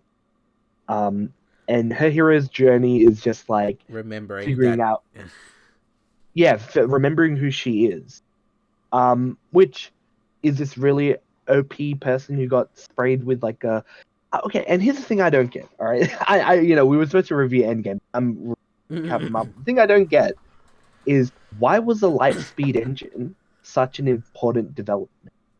They already can use like, technology like I don't know what it's called, like that grid thing that you see like in that film and in other films where they just kind of teleport or kind of like hyperspace from one region to another. Why would they need a light speed drive to travel in space? Why is that like a big development when you have something that's, I guess, technically better, right? Like it Yeah. just really confused me about why the development of this light speed engine is this experimental light speed engine is such a big deal to everyone. It's like, oh, we gotta like the Kree want it, the Skrulls want it, Carol wants it, her mentor person wants it. It's like, but it's not explained what's so good about it. Because the plot. I mean, yeah, of course yeah, that is ultimately the reason. And the thing is, I think it's kind of explained that like whatever liquid that's in the engine is powered by the Tesseract, right? Mm. Um, I think the Tesseract was the source of Lawson's engine. So Which is uh, basically like an Infinity Stone, which is like, wouldn't that be like a powerful thing enough? Like yeah, yeah. Yeah, well, I mean, exactly, and I think the thing is, it's like, where did you get the Tesseract from? Wasn't the Tesseract in the it, hands of somebody it else wasn't in the the Tesseract 90s? inside the vault where Thor is in Asgard Oh, or something something like that. like that. Maybe Because like, you know what? or I'd it have to. was, but then even then it was like during World War I. Like Cap had it, and then it fell down in the ice, and then Yeah, obviously it got technically picked up by and then Cap by Shield, yeah, right? by Shield later on. So it's like technically that does not add up. I feel like Yeah, with the whole Captain Marvel stuff, I feel like it does retcon a few things. some Like for stuff, example, right? where she made the Avengers technically, but it's like, but Captain Yeah, America was the first Avenger. It's in his movie. yeah. Well, you know what? There's some other stuff. Like, you know what? That doesn't bother me. Yeah, like having her jet name being the Avengers. See, that doesn't bother me as much as like, Fury being like, oh, like, she gets given this device and it's like, oh, call me when there's like a big disaster or something. And even in the first Avengers film, there's like a big alien invasion, and they act like in the film that's the first time that they've had an alien invasion incident Mm. on Earth. Now, that being said, I think Captain Marvel kind of prevents there being like a more bigger problem because she just kind of super saiyans and like blasts through like a bunch of ships and missiles and saves everyone. Mm-hmm. In this really CGI like fest aspect of the film. It's really, really just like what's going on. There's no challenge in this entire thing, and she fights the Supreme Intelligence to like I think like a song by No Doubt. I think that's what happens. Yeah, it's just really dumb. Um, It feels I don't know. It feels Hey, very like her weird. I don't know. here's the thing, her powers make sense, like because there's a few characters that have derived their powers from different stones. For example, I think what is Scarlet Witch also has had derived her powers from I think the Tesseract, I want to say. So yeah, the Tesseract seems to be like this real like one of the Infinity Stones that really like kind of powers people up. In the comics, it's known as the Cosmic Cube. Mm-hmm. So yeah, it's definitely like I think it's like the Space Stone or something like that. Or but yeah, it's very much like what's going on in this film, right? And yeah, it's definitely not one of Marvel's best films. I'll tell you that. It's definitely in the lower grade. The I lower guess we will. pantheon, yeah. Yeah. And yeah, it's definitely a disappointment. And so seeing more Captain Marvel in Endgame and kind of transition back to Endgame, seeing her in Endgame is just like even more of a disappointment. Also, the fact that the Skrulls were good was a disappointment. I hope they kind of retcon this in the actual, I guess the new arc that they're following in Marvel, where Well, maybe maybe yeah. they can. After they did stuff like obviously spoilers, like when they go back in time, they did something to the timeline where now for some reason they're evil. Like Yeah, yeah, something as do simple as something. that could explain. Yeah, yeah. You know what? That's actually a really good explanation. Something as simple as that could explain why things have changed. But yeah, like the Krell-Kree War is like a big, big thing in the Marvel universe. And it would be cool to actually see Secret Invasion be the new kind of Hydra storyline that happens in the next phase. So I'd be interested to see that, but we'll see. So anyway, so Captain Marvel saves Tony, and he's kind of dealing with it, and they all kind of get together, and there's some cool interactions. Like I like Tony being angry at Cap because he mentions I think he says like something along the lines of I saw this years ago, Yeah, and I it's wanted to a make like armor around the world, which is basically yeah, a yeah, reference to Age of Ultron. Yeah. yeah, yeah, which I really liked. I'm like, yeah, he did actually have that that nightmare where he sees all the Avengers like dead and stuff, and so he wants to kind of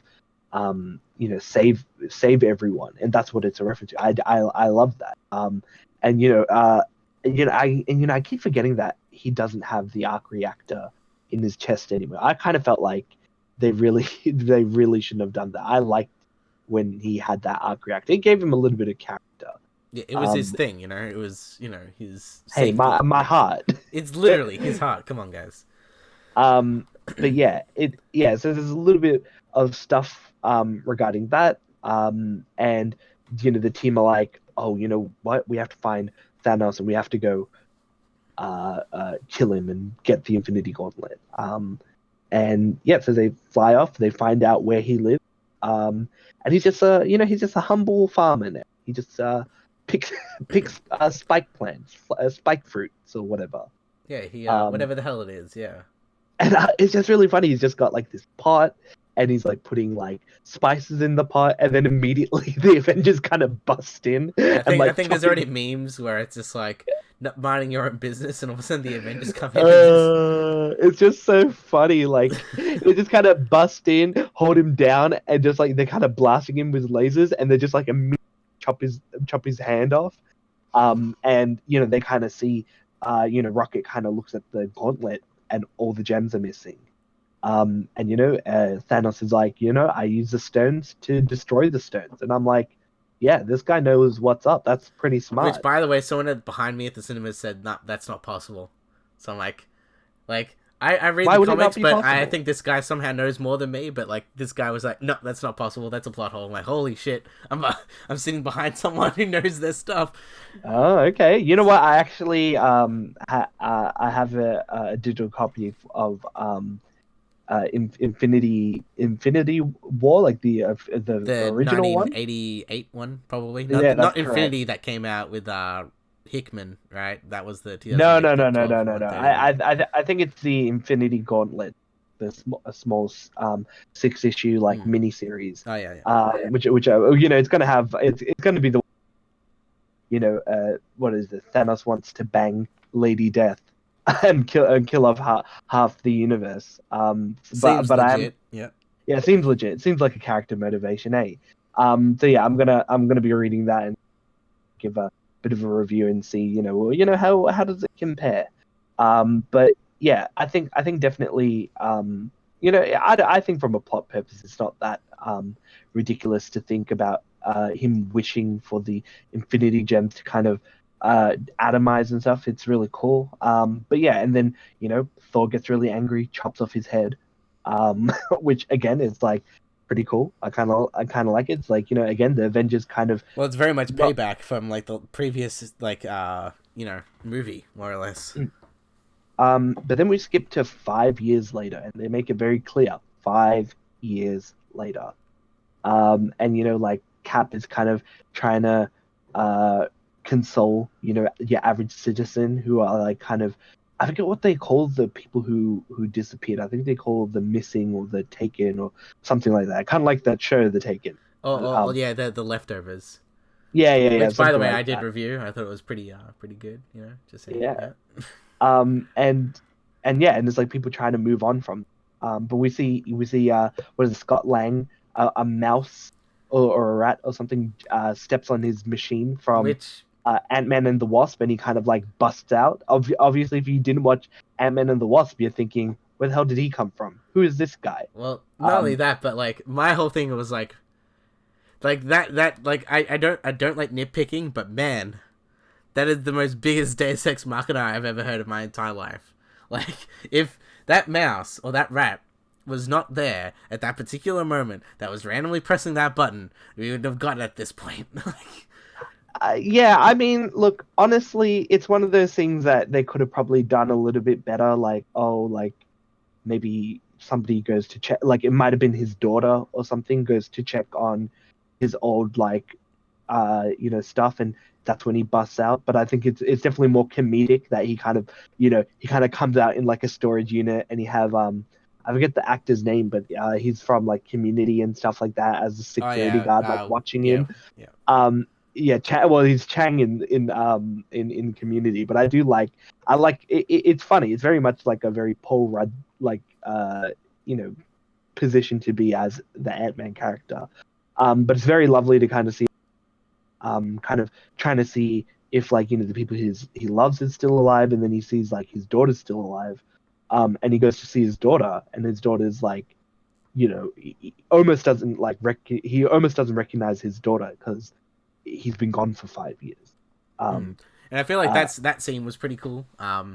Just seeing like like basically nothing's been the same. It's very like weird to see things. People like basically just not living their lives, and I like seeing that whole like absent of that type of thing, and like basically like Thanos thought it would be, it'd be something where it's like, yeah, everyone's gonna be happy, everyone's gonna be living their lives, but clearly no one did, because it was I, such a I think tragic loss. I think he probably, I think what he describes it as being like people will unite, for like against him almost, right? Like Mm. they'll try and be better because of this great loss that they have. But in the end, like, as it kind of proves, and it kind of makes sense. It's kind of funny how, like, Tony, because what ends up happening is Scott Lang kind of goes and finds the Avengers. We kind of find a little bit more about where they're kind of doing their own thing. Captain Marvel's obviously fighting off planets, so they don't have her being a Deus Ex Machina, like, every time there's a problem. But yeah, like, and Scott Lang comes and he's like, "Hey, I'm back. I've been gone for 5 years and stuff, but I'm back." And they have an idea about, like, time travel. And I think we both mentioned in a previous podcast that, Endgame is probably gonna have something to do with time travel. Yeah, Um, I think that the writing was very much on the wall because of like when you see the only Avengers that were left were like the ones from like the first phase. So I'm like, it very much felt like they're gonna I, go th- back or do something about it. Like, mm, yeah, I think they did an excellent job of hiding it from a promotional standpoint. Because, for example, there's like a scene in the original trailer of like what is it, Black Widow being blonde and she's like shooting with a gun, right? So it's like, ooh, is she training for something? But then that scene's not in Endgame, so it's very much like, they've left a lot of red herrings. I think, like, uh, you know, uh, for example, Chris Hemsworth is Thor doesn't have like maybe the same beard or something that he does in the scene in Endgame, and we'll get to him in a mm-hmm. moment. Um, Best part of but the film. yeah, yeah, you really like that. Yeah, Yeah. So the thing is, they talk about, oh, we'll do time travel, and they go try and find Tony, and we get introduced to Tony, who has a daughter now called Morgan. Um, and they kind of talk about how Pepper was pregnant at the beginning of Infinity War. I think that's kind of like the big thing mm-hmm. that they talk about, like how, like, she's pregnant, or like or Tony wants to have a daughter and name her Morgan or something like that. And Tony's like, you know what? No, I can't be involved. Time travel doesn't happen. You're an idiot. I'm really smart. Like, Mm. that's how he talks to him. It's like in a classic RDJ kind of way, right? Um, but and then essentially, they kind of are left to, oh well, we have to find somebody who will be able to help. And who's that? It's the Hulk. And we kind Mm-hmm. of see Hulk is different as well. We kind of see Bruce Banner. He's kind of like, I think it's like Grey Hulk. I think that's what they call it in the comics, where it's like he's kind of like, he's got the intelligence of Bruce Banner, but then all the strength of like the Hulk as well. So it's like the best of both worlds. And we kind of see he's kind of done like the balance, and he's kind of like this. I don't know. He almost kind of seems like this really like tame, down to earth kind of dude. Yeah, well, I don't I know. think he's basically there kind of for the fun because like there's a whole bit with the whole selfie thing and Definitely. all that. Like, Yeah, yeah, yeah. exactly. How did you feel about kind of the direction that they took the Hulk in this film? I Um, don't know. It's definitely a change of pace because obviously, like, mm, you always just see the Hulk angry, basically, and in Thor Ragnarok, he was basically just very like the Hulk is very much a selfish like person, mm, or thing you would say. Um, I don't know. I feel like it was okay. I think it's probably like the step in the right direction because the Hulk for the past like for this whole fate like this whole thing it really doesn't have much character development aside from like he mm. kind of fell in love with Black Widow, which by the Black way they Widow don't for a really little bit. semi touch on that. But Yeah, yeah, they semi touch on it. Yeah, yeah, but like they don't really but aside from that, explore he it for really a hasn't little had much character development since then. So I think this bit. is I think probably the next version of it, or else it's just going to be the same angry Hulk, right? I think the issue is that they've kind of can't do anything much with Hulk in, like, they can't have an independent movie. They have these collaboration movies. Mm. Um, but the issue is, like, they kind of explain that, I think, at the end of I want to say like Age of Ultron, right? Hulk just flies away in the plane, right? In the jet. He takes one of Tony Stark's Tony Tony Stark's Storks. Tony Stark's jet planes, and he just flies off. And that's the reason why we find him in Thor Ragnarok, because he ends up crash landing on the War World planet, and becoming the champion there. right? Mm-hmm. Like loosely adapting the World War Hulk storyline. Yeah, the Planet Um, Hulk. Yeah.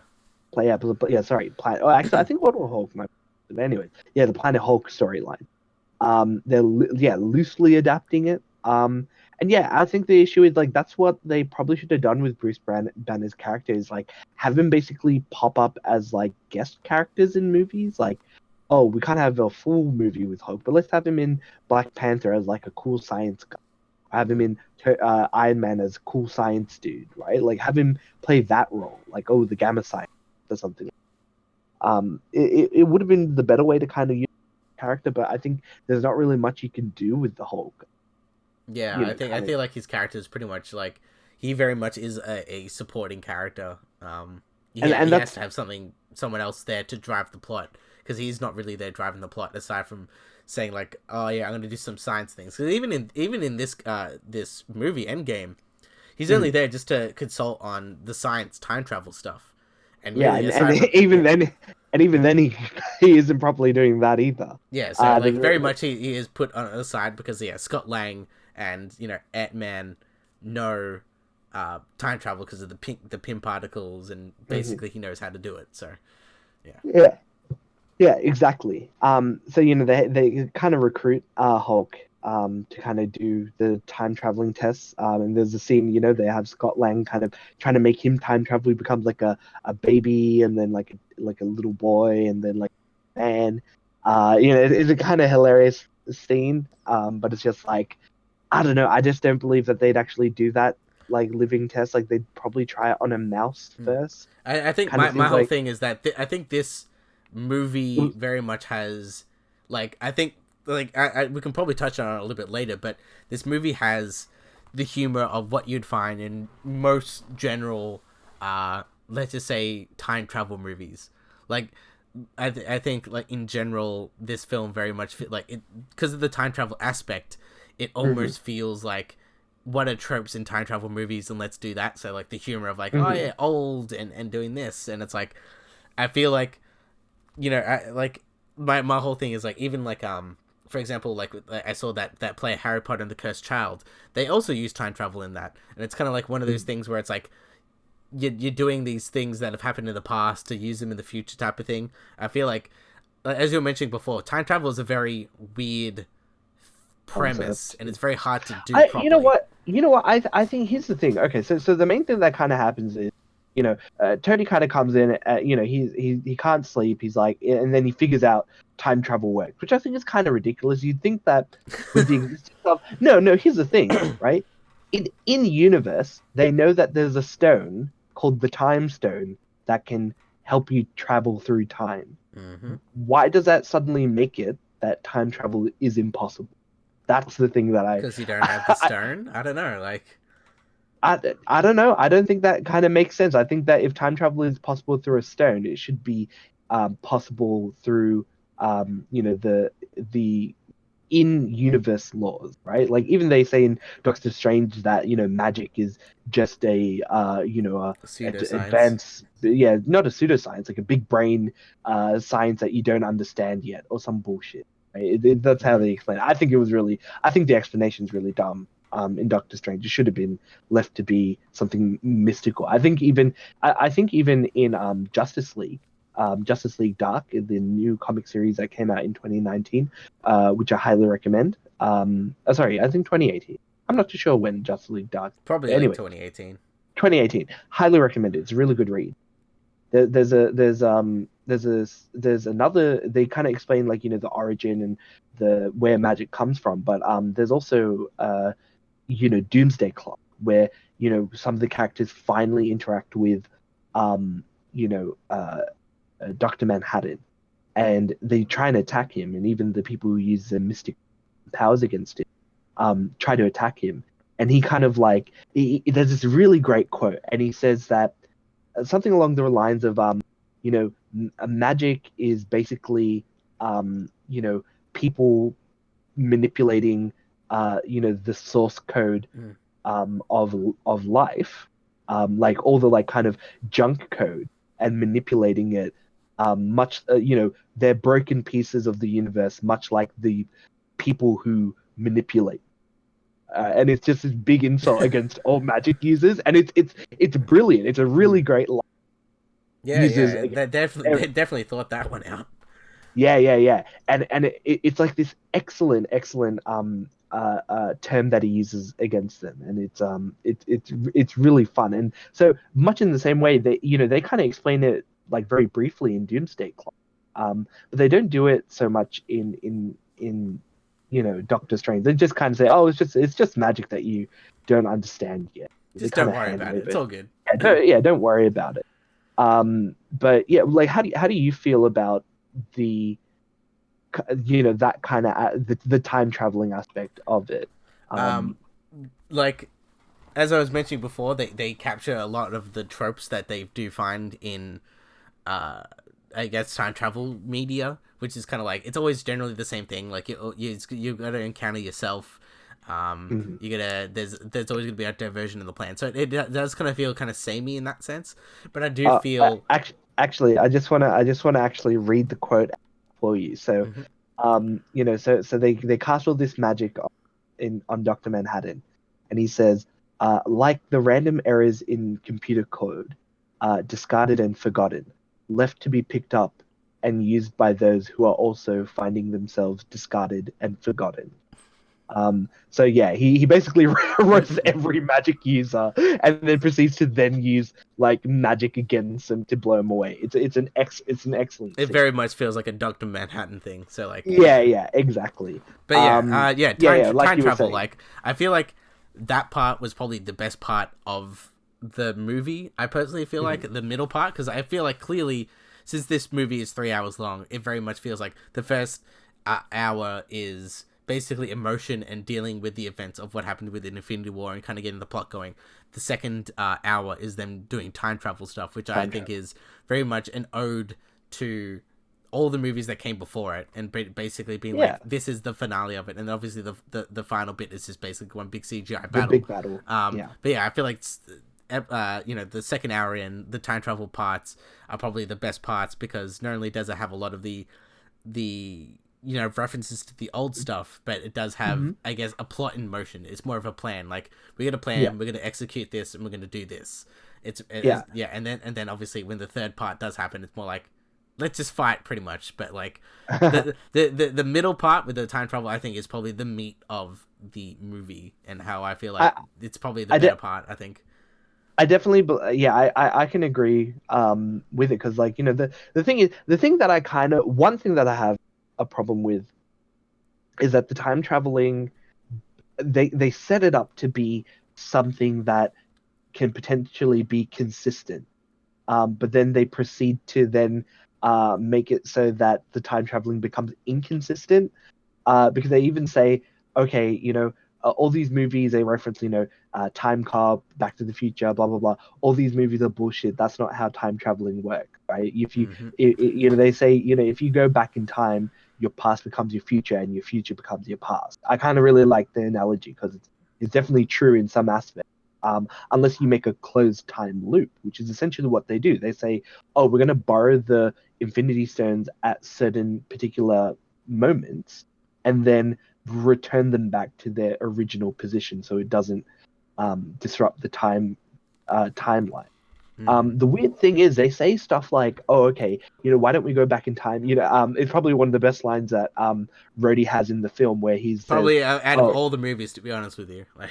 yeah, it's one of the great lines, and it's mainly because they kind they're like, why don't we go back in time and and with his hands he kind of like shows like choking as if like and like off baby Thanos, and they have this like sound effect that has like rope like tightening, which they did was really good. Like it was like he was making it with his own hands, and he's like, oh, you can't do that because if you do that, that'll cause like a time paradox, and it needs to happen because it happens, because otherwise the motivation for going back in time doesn't happen, and therefore you wouldn't go back in time in the first place, and therefore it happens, right? It makes sense internally, but they say, well, therefore you can't change it, but you can change other things, Because which is like yeah, because my whole thing was like there's that part in the like it's spoilers, but obviously we're in head end spoilers when like what is it? What's it? The robot lady. She kills herself. Yeah, I'm Nebula. like, Yeah. didn't you create a time paradox by doing that? And she came from the Uh, past, so then there's no past yeah, yeah, version yeah. of you, like at Yeah, all. yeah, yeah. So here's the thing, right? So what the plan is? They're like, okay, cool. We figured out the method. Let's think about how we do this. Because they don't have many pim particles left, and I'm thinking, why don't you just spend all this? Tony Stark just spent all this time figuring out how time travel works. Like, what? You don't think he doesn't know how to make pim particles? Just give him some time. He'll figure it out, Hmm. right? It's like nobody is rushing to go back in time because It's you have all time. the time in the world. Yeah, you'll have all the world, quite literally, right? It doesn't make any sense that I kind of get it because they're like, oh, like we have to have a plot constraint that prevents us from constantly going back in time, right? So okay, we have to use the pim particles, and the pim particles make us small, so we go travel in time, and Which, by we the only way, is it me, or is it very visually weird to show time travel? Instead of just popping in and out, they had to have a weird like thing of like they popped in and then you can see them in like the microverse or whatever, like going into different diverging paths. I thought that was a little bit weird I because like think I think it was I of think like a it's time fine. travel, like as a time travel concept of them being Yeah. like small through going through subspace or whatever it is. I think it's fine because I think in Ant-Man and the Wasp, they basically, I think like one of the towards the end or like the press credit scene is essentially them doing the test. I don't know if you Mm. remember the scene. Yeah. And they mention, oh, watch out for the time dimension. You don't want to be caught up in there, and that's essentially what they're kind of. I think visually, that's what they're trying to show. Like, oh, okay, we're going in at one point, but we're exiting out of a different point in time, and that's visually how it's being showed. Like, literally, it's probably not like that, but from a thematic and from a movie visual perspective, that's how it's displayed. Like, otherwise, you'd have to use like some kind of like you'd have to explain it in like what is time, like fourth dimension, right? Yeah. You have to Yeah. explain it. You have to explain time in a fourth dimensional way to third dimensional beings. It's not gonna it's always gonna be something that's not easily to explain visually. So I think that's the best way that they could do it, all things considered. Mm-hmm. But I think the issue with me is like, okay, they're like, okay, we're gonna take the stones out. We figured out these locations, but then they immediately start to affect the timeline very explicitly. Like, for example, there's a scene. I think the only person who doesn't majorly affect the timeline, actually, two of them. So we have, you know what? I totally forgot to even mention this, right? So before they actually do that, they actually recruit Thor, right? Yes. Thor is in a new place on Earth called New Asgard, where all the refugees from Asgard, which kind of got destroyed after the events of Thor Ragnarok, have settled, and Thor's become really depressed. He's developed a beer gut. He's grown out his beard. Is very Nordic.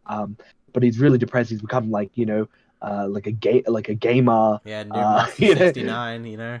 yeah, there's all that. And like it's kind of clear that all the events of kind of letting half the universe die has really really gotten to him because he kind of feels like it's his fault. And as Rocket says, yeah, it kind of is his fault. you know. But yeah, it's very much it's very cool to see. That's his character. Mhm. I just kind of felt the gag was pushed on for too long. I was like, okay, yeah, seeing Thor with a beer gut, all right, let's get over it. You can still have him be depressed, but at least make him like, I don't know, less Can do beer stuff. gutty. Yeah. Yeah. I mean, it's not gonna ruin the movie, but kind of felt the gag kind of ran its course. Like even when even I would allow it back when he time travels. I was thinking more of in the final scene, maybe he just like gets zapped by lightning and that kind of zaps away his beer gut. It just kind of seemed obviously that doesn't make much sense, but I just was Hey man, thinking that magic. looked really like no, yeah, magic exactly. But yeah, like Um, I feel like you might have a problem with the character interpretation, but I feel like me personally, I feel like out of everyone in this movie, I feel like he pretty hmm. much is like top three actors in this movie. Oh yeah, Of like oh not only definitely, just the definitely. comedic, not only just the comedic part of it, but as well as also his emotion of it very much being depressed all the way to be like, yeah, like I killed Thanos, right? Yeah, I killed Thanos. Like it was very much like he's like, I killed him and it didn't fix anything. Like I feel like Chris Hemsworth is basically like he did a really great job in this movie. I think the thing with Chris Hemsworth is that his character still has more to explore, like after this movie. Like compared to like Robert Downey Jr. and Captain America, he has a lot more to do. And I look forward to, and we'll get to what he's doing after Endgame. But yeah, he definitely had his character arc this film. And it was very, very cool to see that kind of be explored. Like there's a lot of people who, talk, like, I've read online, they're like, oh, cried in this film like several times and blah blah blah. I think for Mm. me, the moment that kind of got me in the feels quite a lot is when Thor's talking to his mother, who is very clear that she knows she's gonna die, um, but doesn't want like Thor to like mention anything or say anything or kind of like involve himself in any capacity. It seemed very kind of sad, and also the fact that like she knew who he was, like is like, oh, you're not my Thor, but like Mm. I know you're my son. It's like it's very heartwarming because again, like she kind of dies in Thor Ragnarok, Thor no Yeah, Thor it 2, The was Dark World, the Dark World. Yeah, uh, which was an awful film, awful film. But they kind of redeem a lot of that film with this scene, when you have like kind of Thor having a really cool heart with his mother. Meanwhile, you have Rocket in the background, like stabbing what's her face, Jennifer, not Jennifer Aniston, Natalie Portman. Natalie Portman, get the I don't know, that the red stone or whatever it may be. The ether, Um, whatever the hell they called it. Yeah, Either. I did like the explanation when he's giving an explanation. He's literally giving the plot of the Thor movie. 2. Yeah, Yeah, in front of everyone, and everybody's like, okay, sit down. Like you have, I think like 99% of the crowd was just like trying to get him to come back down, but then it cuts to Ant-Man and he's like engaged in the story. I kind of found that really funny. He's like the one person who isn't involved in any of like the major lore in like Marvel. So like him hearing this story is him, it's like the first time he's hearing it. And what's happening. So I kind of really like the contrast between everyone else being like, Thor, kind of sit down, to him just being like, oh yeah, yeah, tell me more, come kind of on, thing. man. It's like, yeah, they're the Avengers. Come on, like let's talk about some fun stuff. But yeah, and so yeah, I think Thor and I believe the Hulk are the only two people who gather their stones without technically breaking the timeline in any capacity. Mm. Because they don't have any interaction with anybody else. Like, Tilda Swinton, I think, who Yeah, plays yeah. the Ancient One, has this conversation with the Hulk, and they're like, "Oh, I can't give you the time stone," until the Hulk says, "Oh, but Doctor Strange said, he gave his away," and she kind of was like, "Oh, then I have to give mine away. It must be the correct thing to do." Um, the Hulk and Thor, they're like the only ones that like the time travel doesn't technically break the universe in any ways, but everybody else technically does. And this is when they go out of their way to say, okay, we're going to take him out and not change the timeline in any other way. You have Captain America who kind of collects his stone from the Hydra agents. Which is Doing a probably like callback, a good callback to an elevator. yeah, to the a lot of people were thinking like, oh, are they going to get? I didn't think they were going to get into a fight, but I did like him. He's like an older and wiser Cap, and he knows what's going on, and so he does the whole Hell Hydra thing, and they give him the device. I thought that was a really cool way to Yeah, do it. bringing back the meme. It's good. Uh, exactly, yeah. The callback. And you also had like Tony Stark and Ant-Man trying to uh, grab the cosmic cube, giving Tony Stark like a heart attack. But it kind of like kerfuffles because the Hulk like is coming down the stairs or something, and it kind of gets knocked out right to the feet of Loki, who then picks it up and disappears.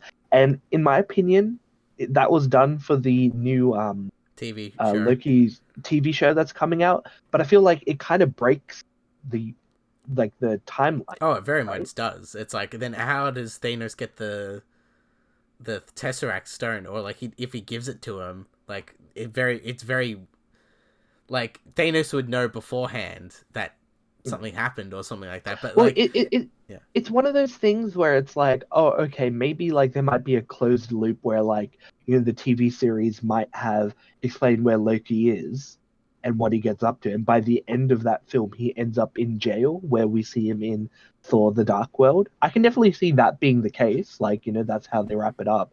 But I think it kind of breaks like a little bit of what happens in the Avengers movie in and of itself, because I think we do see Thor kind of taking him away and stuff. mm.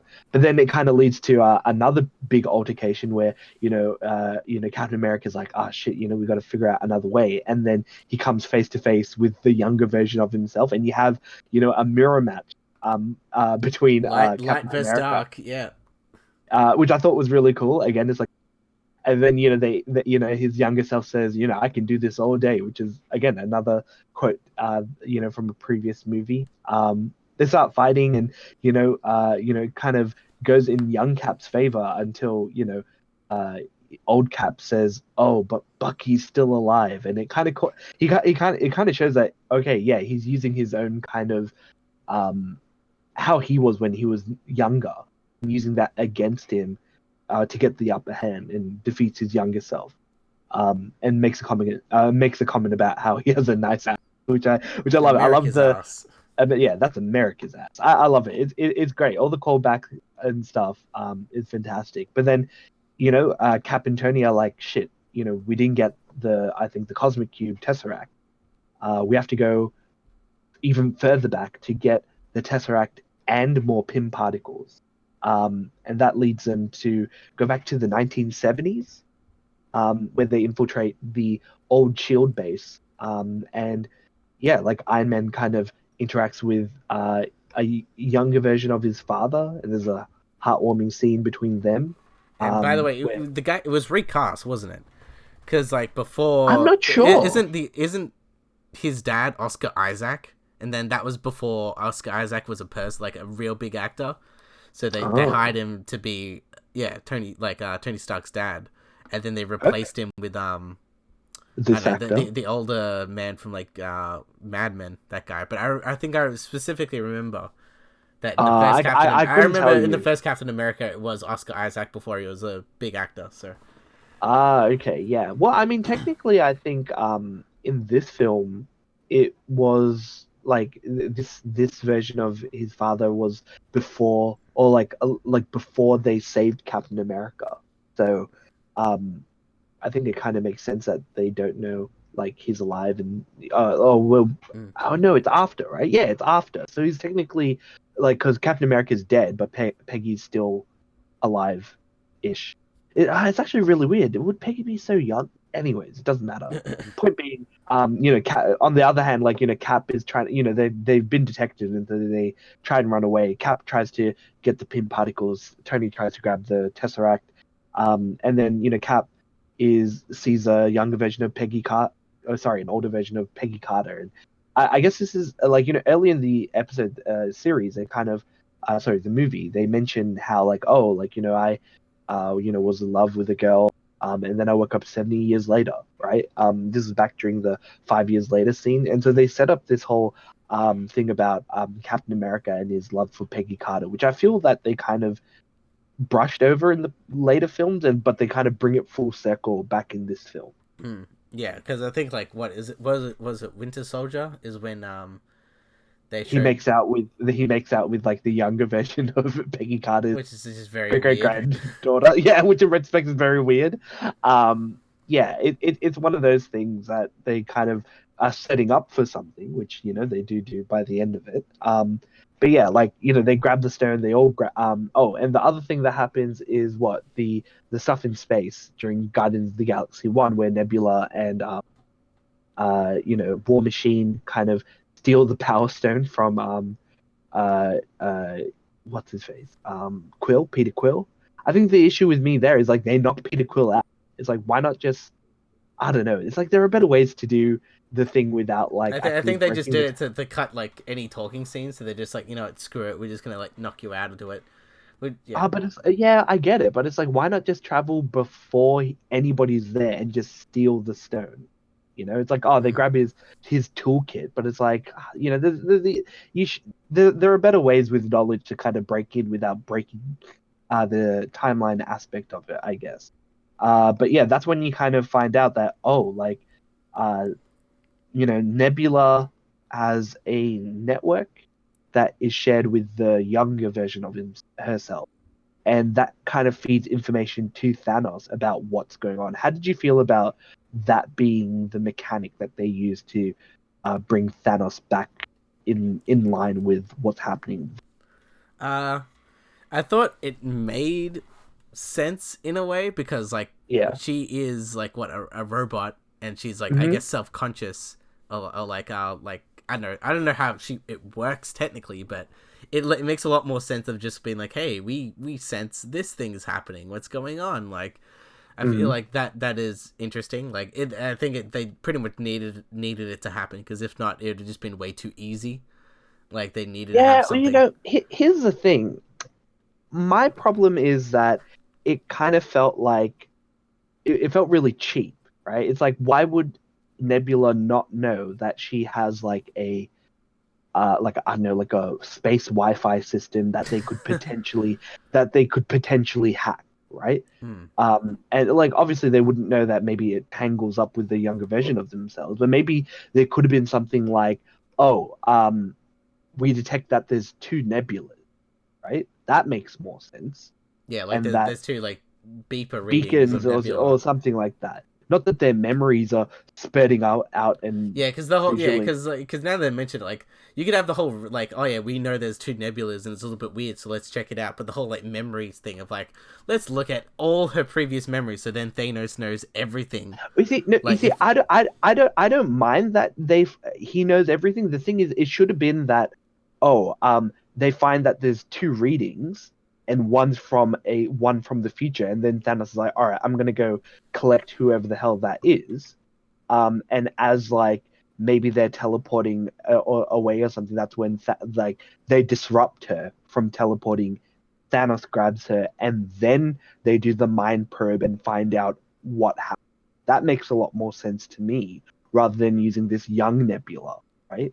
Mhm. That's when the old Nebula gets tortured and they find out like all the plot device and find out this is when Thanos gets killed and all that kind of stuff. Like it's very much 'cause I liked it like in the notion that like oh Thanos sees everything and then he realizes oh this is where I fucked up. All right, I'm gonna make a new plan and this is my new plan.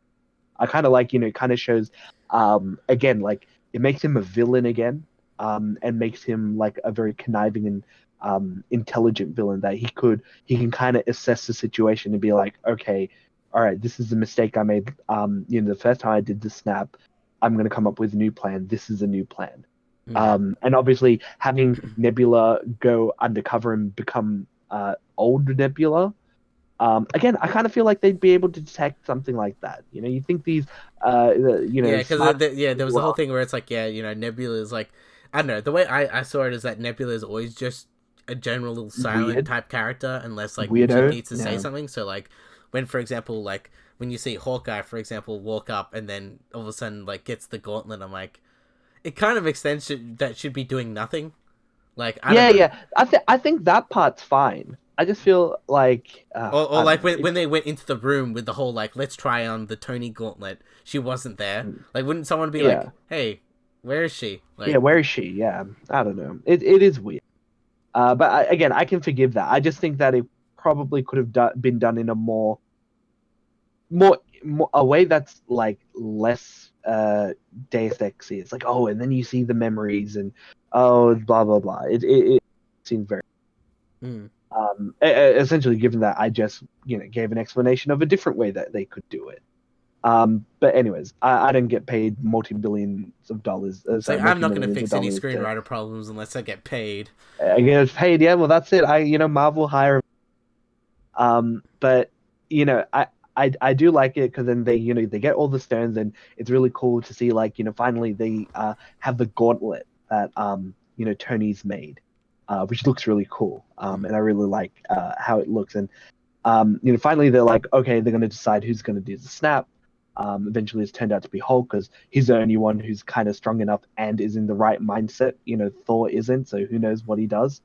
But I love the visual. I don't know how you felt about it when he wears the gloves and then you see like kind of the rainbow like energy like pulsing up his like arm, right? Yeah. Uh, it's a really cool visual, and the thing is, it's very different from the Infinity Stones in the Infinity War movie, right? Because Thanos has the golden gauntlet that was designed and made by the dwarves forge of that sun. It was like made out of uru metal or something like that. It's like very Um, specific.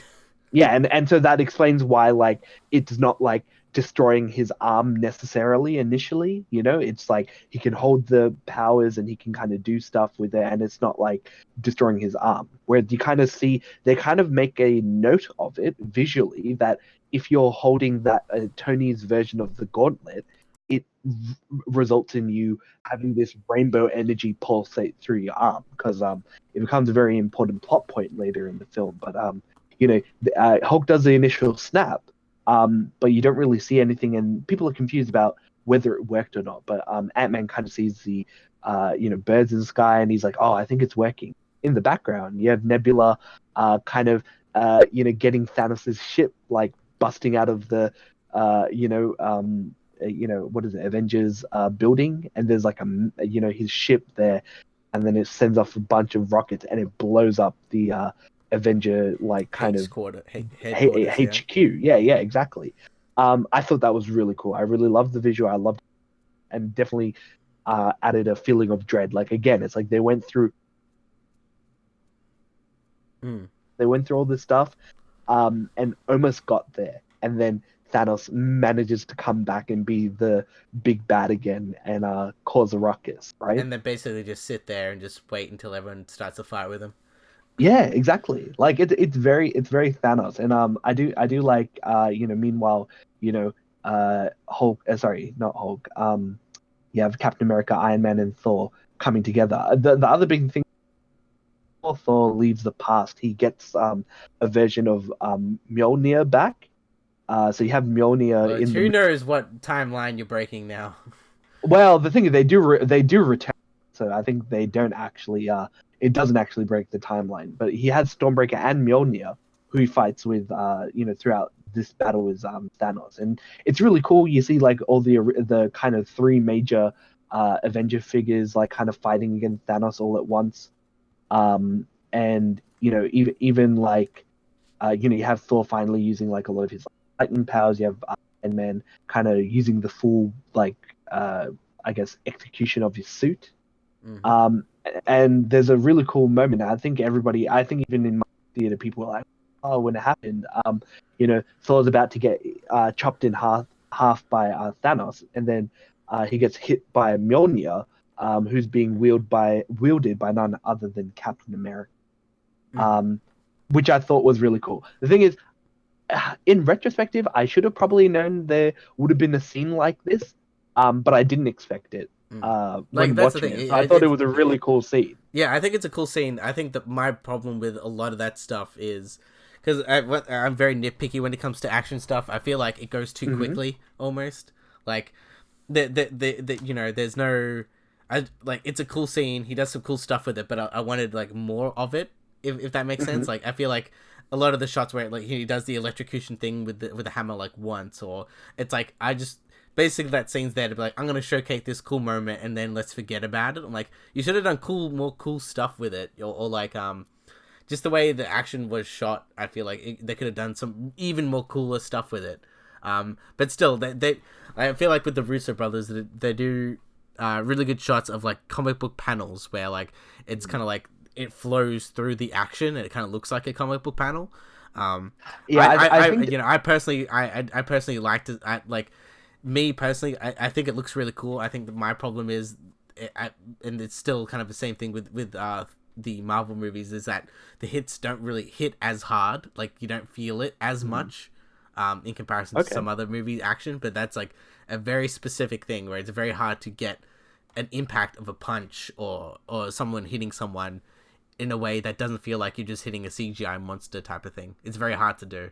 Yeah. I see. I kind of understand what you're saying. I think the problem with something like the Avengers movie and stuff like that was they have all this stuff that they have to show that I think as much as I think people would want like a good like 5 minutes or something of like Captain America fighting Thanos the um with the hammer, they can't do that because they have to showcase all this other stuff. They have to squeeze all this other stuff into the movie. So yeah, I do agree because the moment does happen really quickly, but I think like, a lot of the fact that it only happens for a brief period is where the kind of magic and the specialness of that fight is. Because later on, he does end up getting his hands on Mjolnir as well, but you don't see what he does with it. Like it's kind of done off camera as he's fighting off like other people. Hmm. Speaking of like cool comic visuals, there's a scene that definitely seems like something's ripped out of the comic where it's like Iron Man's taken down, Thor's taken down, and it's just Thanos and Cap, and behind Thanos is his army. And there's just like this like kind of long shot of the army in the distance, and it's just Captain America like as a small unit by himself. And it's like, yeah, it's kind of I feel like that's probably might be taken from a comic, or maybe it could be adapted into like a comic book panel or something like that, where he's just thinking, shit, like I'm holding the line. It has to be me versus everyone. And then all of a sudden, Falcon's like calling him in his ear and on your left, and you see all the Doctor Strange, Hmm. Yeah, all the Doctor Strange uh, portals. Yeah. yeah, the Doctor Strange portals, and yeah, and then you have all the people from the previous movies kind of coming out. You have like Black Panther coming out. You have all the people from Wakanda coming out. You have all the people from Doctor Strange. Just everyone's popping up. Just You have the just people. throw everyone in. Just it's like let's just go. Yeah. We've got to squeeze everyone in. There was a really weird line where it's like, I think Doctor Strange or somebody was like, "Oh, is this everyone?" or something, and then like I think the Asian dude from Doctor Strange is like, "Oh, you wanted more?" or something. It seemed like a very meta thing to say. It's like, well, I mean, come on, like, Yeah, what was I that very much. necessary? Yeah, I Was very that much felt necessary? like that as well. I think it's like Yeah, it's like, there are certain lines in like if you're gonna talk about it, there are certain lines in this movie where they don't need to exist or they're just there for the joke.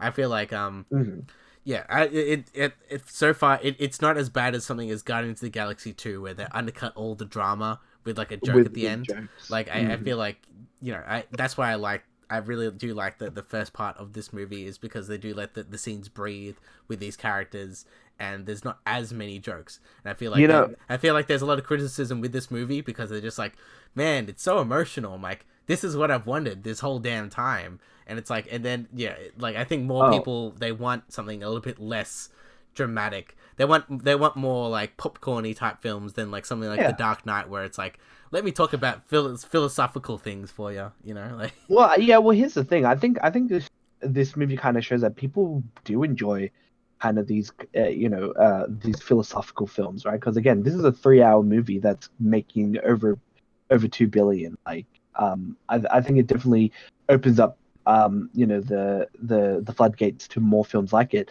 I also want to just mention I totally forgot two characters and one particular stone. We were at the very beginning of Avengers. It sets the tone very nicely with Hawkeye and his family. He's kind of showing off his daughter how to fire an arrow, and then all of a sudden, kind of turns around and all his family's been like snapped away, and he doesn't know what's going on. His kind of arc is he becomes like this kind of uh, you know vigilante person who kills like mafia bosses and drug cartels and I stuff think he like turns that. to another specific character. Yeah, I I think think it's that's what called they like call it. Ronin Yeah. because they call him Ronin in the comics. But yeah, it's kind of like a bit like of a throwaway thing. But there's a really cool moment where like uh, him and Natasha go to get the soul gem. And the The big thing about the easiest soul thing to gem, do. well, the big thing about the soul gem is in order to get it, you have to sacrifice a soul in order to capture it. Someone important to you, as Red Skull would say.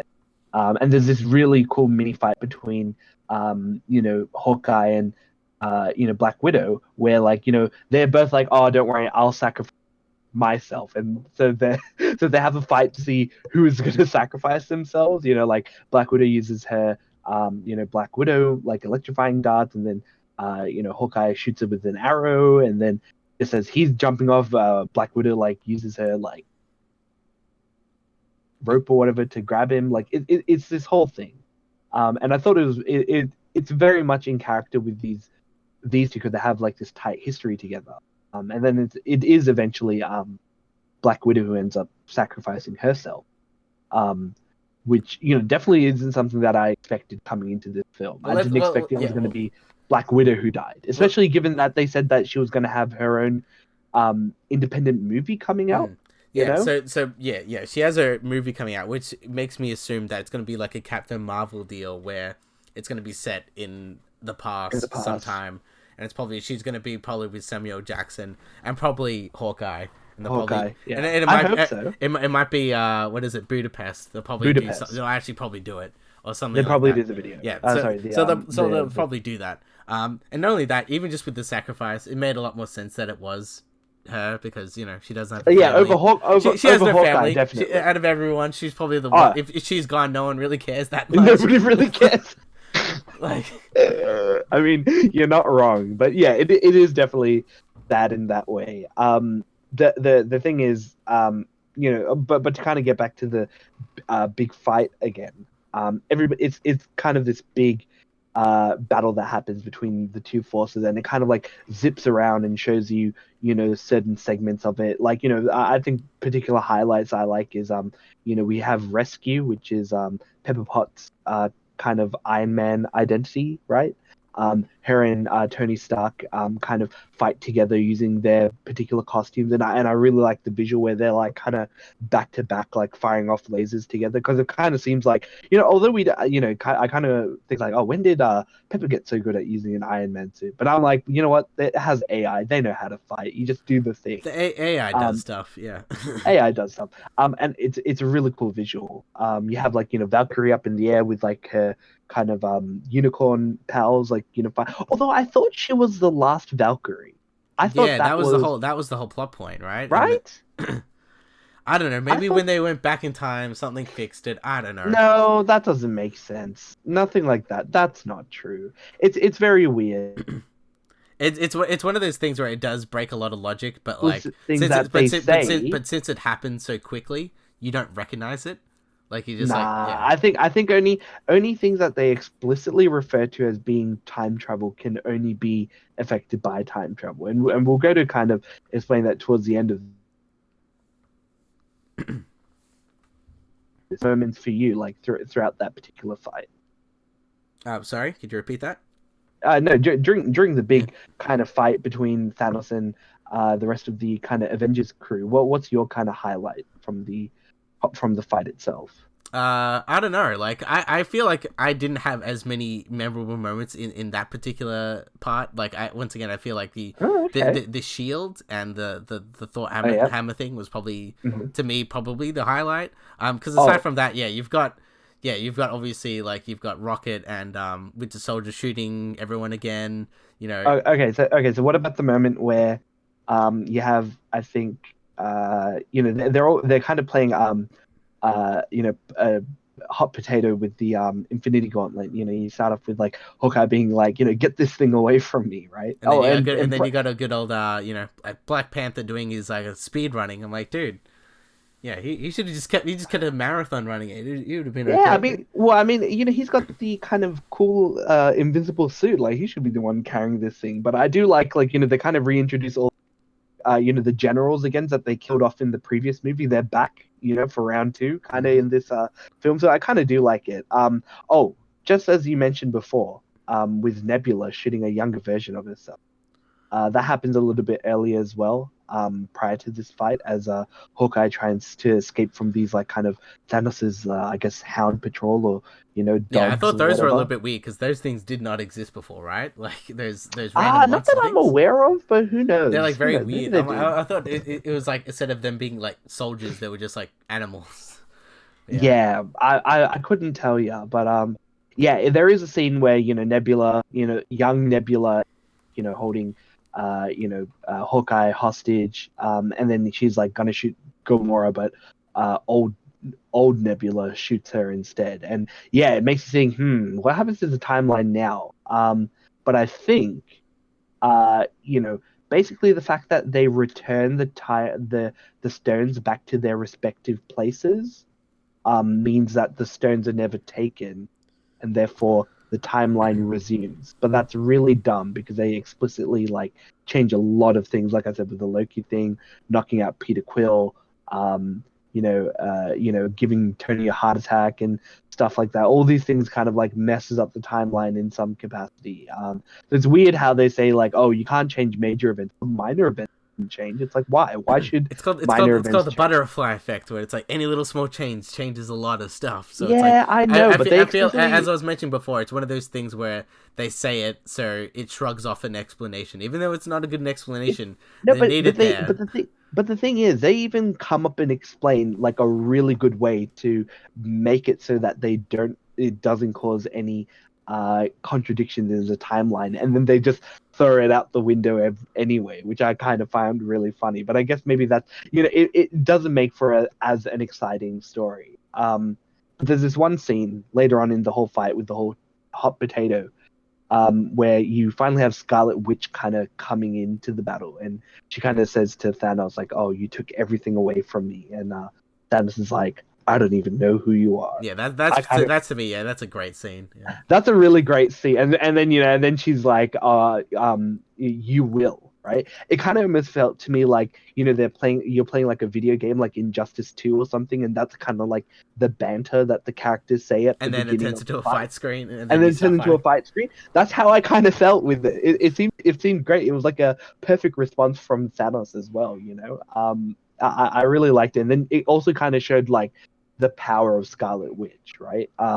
Because she is kind of like a character that's underutilized. And then it kind of shows like Thanos is like, oh, fire upon me. It's like use everything, and they kind of bombard everyone, and that kind of throws her off, obviously. But then during the bombardment, it kind of shoots up, and they're like, "What are they shooting at? Oh, something just entered the atmosphere." And it's Captain Marvel, and she blows up the ship, and it's really dumb. Well, And not it's only like, that, but she pretty much fights like I don't know. That there was the one scene I really didn't like where it's like Thanos headbutts and then it doesn't do anything, it and doesn't it's a flinch. very comedic point, and like it's just very stupid, like very like cartoony, like almost too much, and it's like Well, the thing is, you see, I didn't like the thing about her blowing up the entire ship on her own because it's like, it should have been like, okay, even if she's involved, it should have been like, okay, Tony and the gang,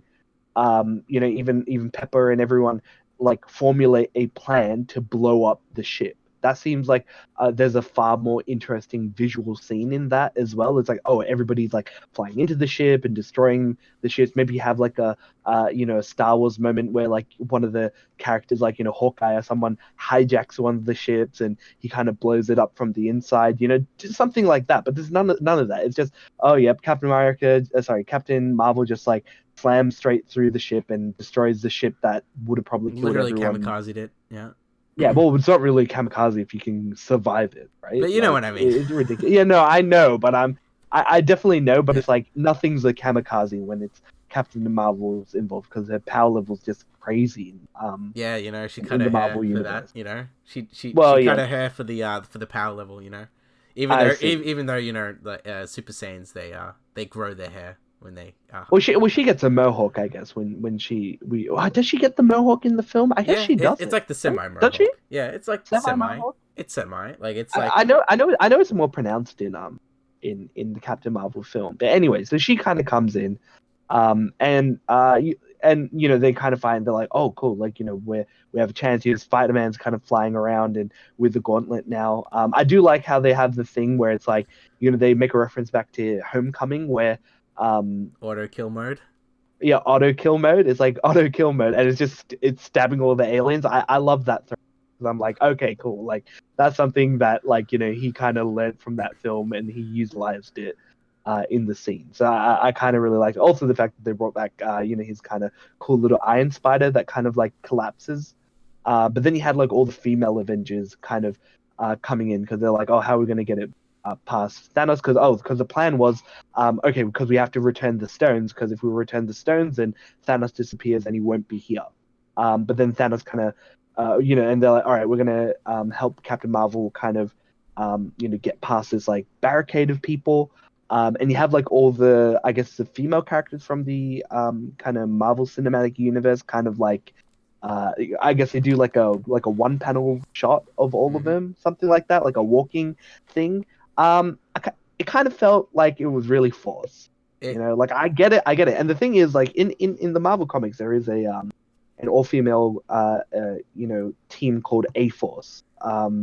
And to be fair, I didn't really hate it. But I definitely know, like, even, I could audibly hear people in my cinema just kind of like, great. Even like, I was talking to my cousins, like, even my female cousins were just like, it just was really forced and dumb. Like, what was the point of it other than just kind of having them all on screen? It's like, I don't know. It kind of seemed like really dumb just to yeah. see. Yeah, And it was a little bit weird. Like it's a little bit off. Not only that, but it's like me personally. I was one of those people where it's like I found it very cringe. But it's not only that, but it's like all of them just come out of nowhere at the exact same time, in like the same in the area, frame, in the right? exact same area. I'm like, this logically makes no sense if you're in the middle of a battle. But it's like Yeah, okay I then. guess it's a very similar thing to what you were saying about Game of Thrones, where it's like, the fight, we don't know where everybody is, so it's kind of like they're just putting him in like And then all convenient of a sudden, everyone locations. just comes in now. It's like okay, Yeah. like it feels yeah very much like it wasn't a natural thing. I think that's Is it, why it's is it, very hard to take seriously. yeah, I guess there's that. And the thing is, look, I didn't even hate it because the thing is, I kind of like the notion of, okay, maybe they'll make like a cool solo film with all these characters, even though like I maybe like 50% of the characters that are involved. Like, I like, maybe they might have Rescue in it. They might have Scarlet Witch. They'll probably have Well, Captain Scarlet Witch Marvel has her own headlining TV it. shows now, so yeah. Oh yeah, yeah, the Wonder Vision kind of TV show. There is that. But the thing is, like, they set up to okay, we're gonna all protect Captain Marvel, right? But then Captain Marvel just like blasts through everyone, and she doesn't end up needing help. Outside of I think towards the end, like Thanos is about to try and hit her, and then all these like kind of the A Force group kind of fire lasers on him, but then he just throws his sword faster than Captain Marvel is traveling to the van and destroys Mm-hmm. the van that would allow them to teleport, right? And so now they're back at like square one, where Thanos then gets his hand on the gauntlet. And then there's a scene that you mentioned before about how Captain Marvel is going, toe to toe with, Thanos, where she's kind of preventing him from doing the snap. They're kind of fighting. He headbutts her, and then like there's no reaction, right? But I like the scene just after it where she's trying to prevent him from doing the snap, but then he plucks out the power stone from the gauntlet Mm-hmm. and just punches her with his hand with the power stone, and that's pretty. I thought that was a pretty, again, it kind of shows the genius of Thanos. Like that's really good writing, and it's kind of a good use of like the lore and the mechanics. Like what's stopping people from just using one of the stones? Like why didn't they do that? Why didn't they split off the stones and go in different directions? That kind of Yeah, seems like yeah. a smart thing to do, right? But they don't. They just kind of have everything on the gauntlet. So yeah, I kind of really like that. And also, when he holds the power stone and starts like corrupting his hand, and so when he punches it, he kind of puts it back on because it's destroying it. But then again, you have the scene, yeah, and again, punches like Captain Marvel, because that's apparently what you need to get rid of her. You have to use literally like the most powerful like Thing. artifact to stop it apparently.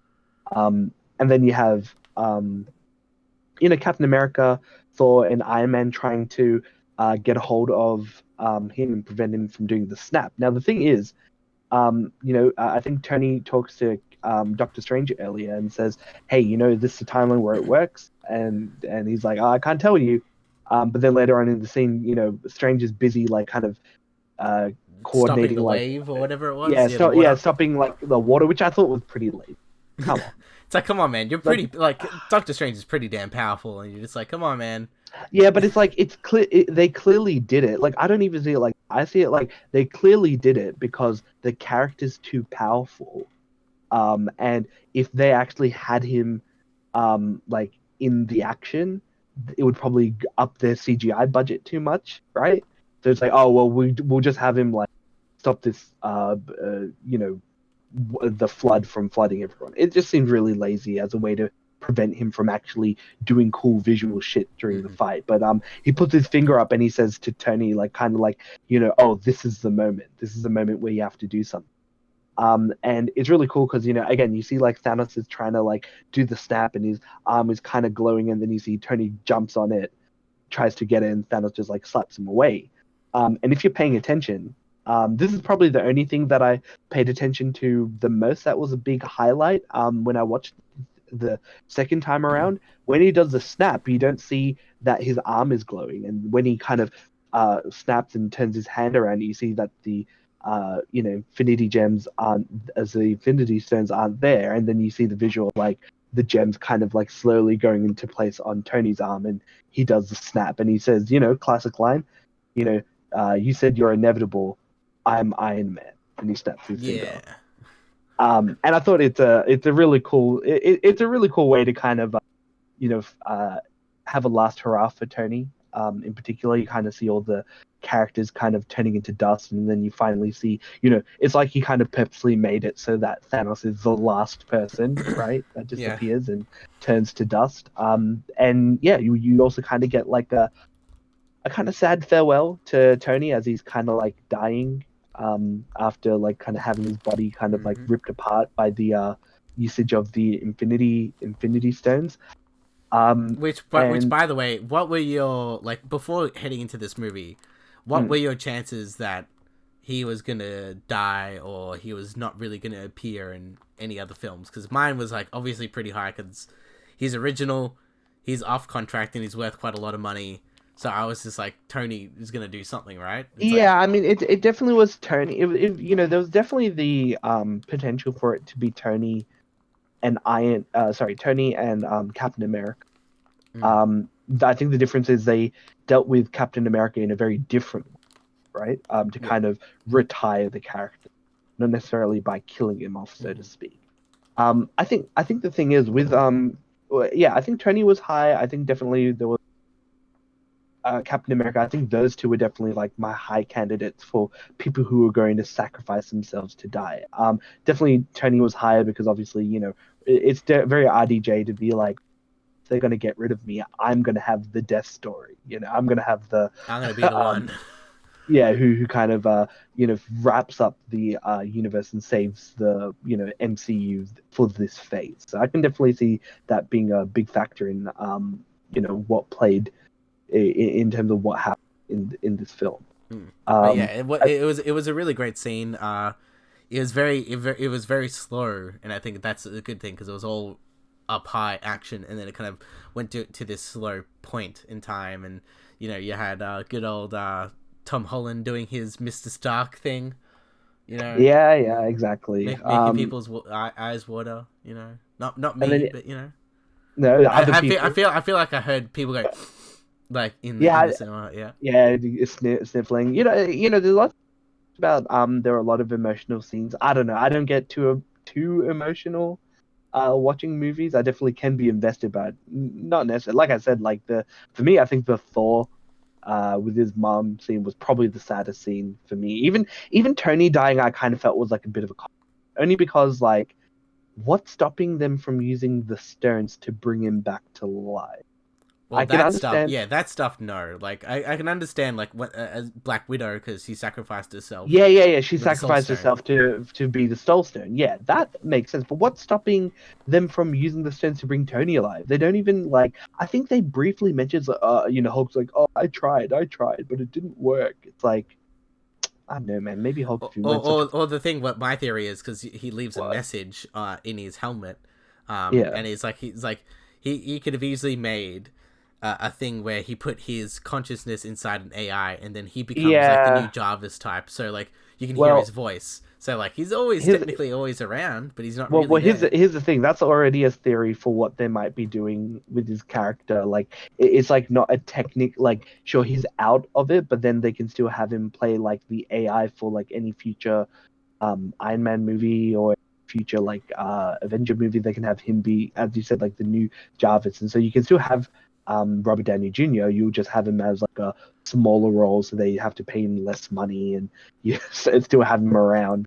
And kind of like what they're doing for Stan Lee. I'm pretty sure they have his voice recorded, and so they can just have him in any film saying whatever they want. Much like for in order to give his family like royalties for the rest of his life. I can Mm. definitely see that being the case with RDJ. Well, He's yeah, being it was like, definitely oh, yeah. He was put me definitely in everything.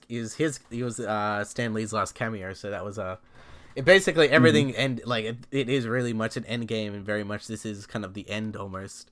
Because it's like Yeah, yeah, because I know there could be bigger threats, but Thanos is pretty much the biggest. Like you do have stuff biggest. like Yeah, Galactus, definitely. you could have Doctor Doom, you can have something like that, but Thanos has been like the biggest bad in the Marvel universe, and there hasn't really been anything to top it. It's definitely going to be hard to top Thanos, especially given that his character motivation, especially in Infinity War, was pretty great. And then in this film, it just continues where he's just like, I'm just going to remake the universe and you're not going to be in it, Like it's really great. He's just like, usually I don't do things for personal reasons, but this time I'm going to really enjoy like killing everyone and remaking it's very much very villainous. Like it definitely I definitely really like how they continued to make him like one of the best Marvel Cinematic Universe characters, but one of the best like Marvel, like like from a villain perspective. But Villains. I guess,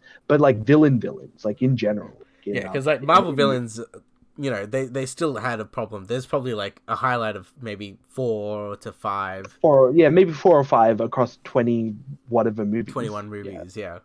yeah, like 5 that are like really good. And Thanos is one of them. You know, Hmm. it's yeah. So the bar is like very low to be a villain in the Marvel universe, right? Yeah. But yeah, Um, and then they aside from like that really sad scene, we pretty much have a funeral, which is probably the best way to go with that type of stuff. The I love you 3000, all the way to yeah, yeah, they had a and really and good and yeah. well, yeah, they even showed that AI of Tony Stark talking to his daughter Morgan. And that in and of itself also already shows that maybe there's a potential to have him come back as an AI, maybe to be somebody who mentors his daughter, whoever they get as like an actress to be his daughter, to maybe be like the new, like in the comics they have an African American girl play Riri Williams, who's like Ironheart. It didn't do too well in the in Marvel because like I think it just wasn't good. Mm. But I could definitely see the mantle be given to someone like his daughter or having Pepper kind of take it, and having Tony be like a mentor for someone. I don't know how they do aspects of it. Like how do they just age him up while other people they don't? Like for example, like I think from now on all Avengers films will be 5 years in the future technically, and Yeah, not present and that's day. why people are speculating that it's going to be like a Young Avengers type of thing, where it's like teenagers Yeah, or it could be. something. But you have that. You have the funeral, which has like a really good one-shot panning shot of everyone, kind of in the whole Mhm. universe. You even see like a little cameo from the kid from Iron Man 3. I felt Yeah, like I because had I had no no idea idea. who that Yeah, was. no, I think majority Yeah, of people didn't know, and then everyone's like, "Who the hell is that little kid?" I think it's because that kid went through puberty. Yeah, pretty That's why. much. That's why he looks nothing like his. Oh, he probably does a little bit. That's the reason why, like, I didn't recognize who he was. And then Right. and then you got Samuel Jackson coming back. Like, yeah, he's Yeah, yeah, back. exactly. And then oh yeah, yeah. Everybody's kind of there to kind of send him off. There's like kind of a nice scene between I think I want to say Hawkeye and Scarlet Witch. Scarlet Witch where they're like, yeah, I wish there was a way to let um, Black Widow know that everything worked out, and yeah, Scarlet Witch is like, oh, they know, obviously to be a reference to like the Vision. So yeah, so there's all this kind of stuff, and then kind of the stuff after all that, have what is it, Thor kind of giving Asgard to Valkyrie and being like, "Hey, you're the new queen of Asgard" or whatever. Yeah, Meh. It's like it's kind the of shipping village. Yeah, yeah. It's like all right, cool. Well, I'm gonna go off with the Guardians of the Galaxy, which kind of sounds really cool. I really like. yeah, because I'm not. If you watch the podcast, you'll probably know that I don't like the Guardians of the Galaxy films at all. However, if James Gunn directs the new one, which he is, and if it has Thor in it, it sounds like a really really cool film. I think there's a lot of potential for uh, uh, Guardians of the Galaxy 3, or if they call it as Guardians of the Galaxy.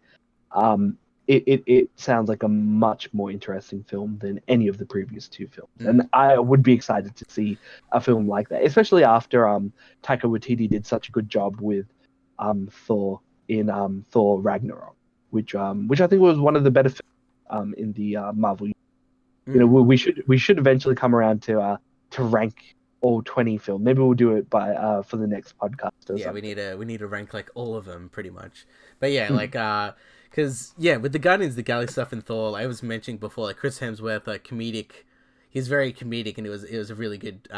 He's really good in the film, mm, and I feel like yeah, basically the interpretation of Thor now is going to be semi Thor Ragnarok almost. I think that's the one that mm. kind of worked the most for them. So they're just gonna Yeah, with that one, where it's like we're just gonna be fun and comedic, yeah, which is fine.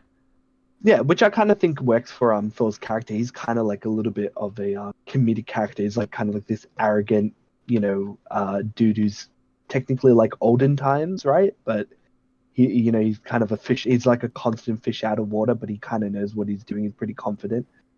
So I kind of like the direction that's going. Again, like, yeah, it's like, they can't really do much with him now, like in terms of like, ooh, Asgard, because they blew up Asgard. So it's like, Well, well, what that's can my you theory. That I thought they were gonna bring it back at least to kind of do? reset Asgard, because Well, like you see, when Thanos was saying, "Oh, I'm gonna remake the universe again," I thought that was a big indication that maybe they might do like a soft reboot then and there, but like, or someone grabs it and does like a soft reboot. But who knows? Maybe Tony had like one little surprise as he did that last snap, or anything.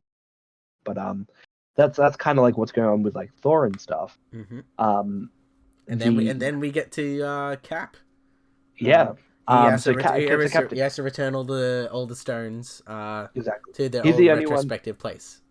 Yeah, he's the only one who can kind of do it because Thor's kind of like all loopy and drunk all the time, and he's the only one. He's the only other person who can carry Mjolnir. So he's the only one who can therefore travel back in time to deliver Mjolnir back to the original time it was taken.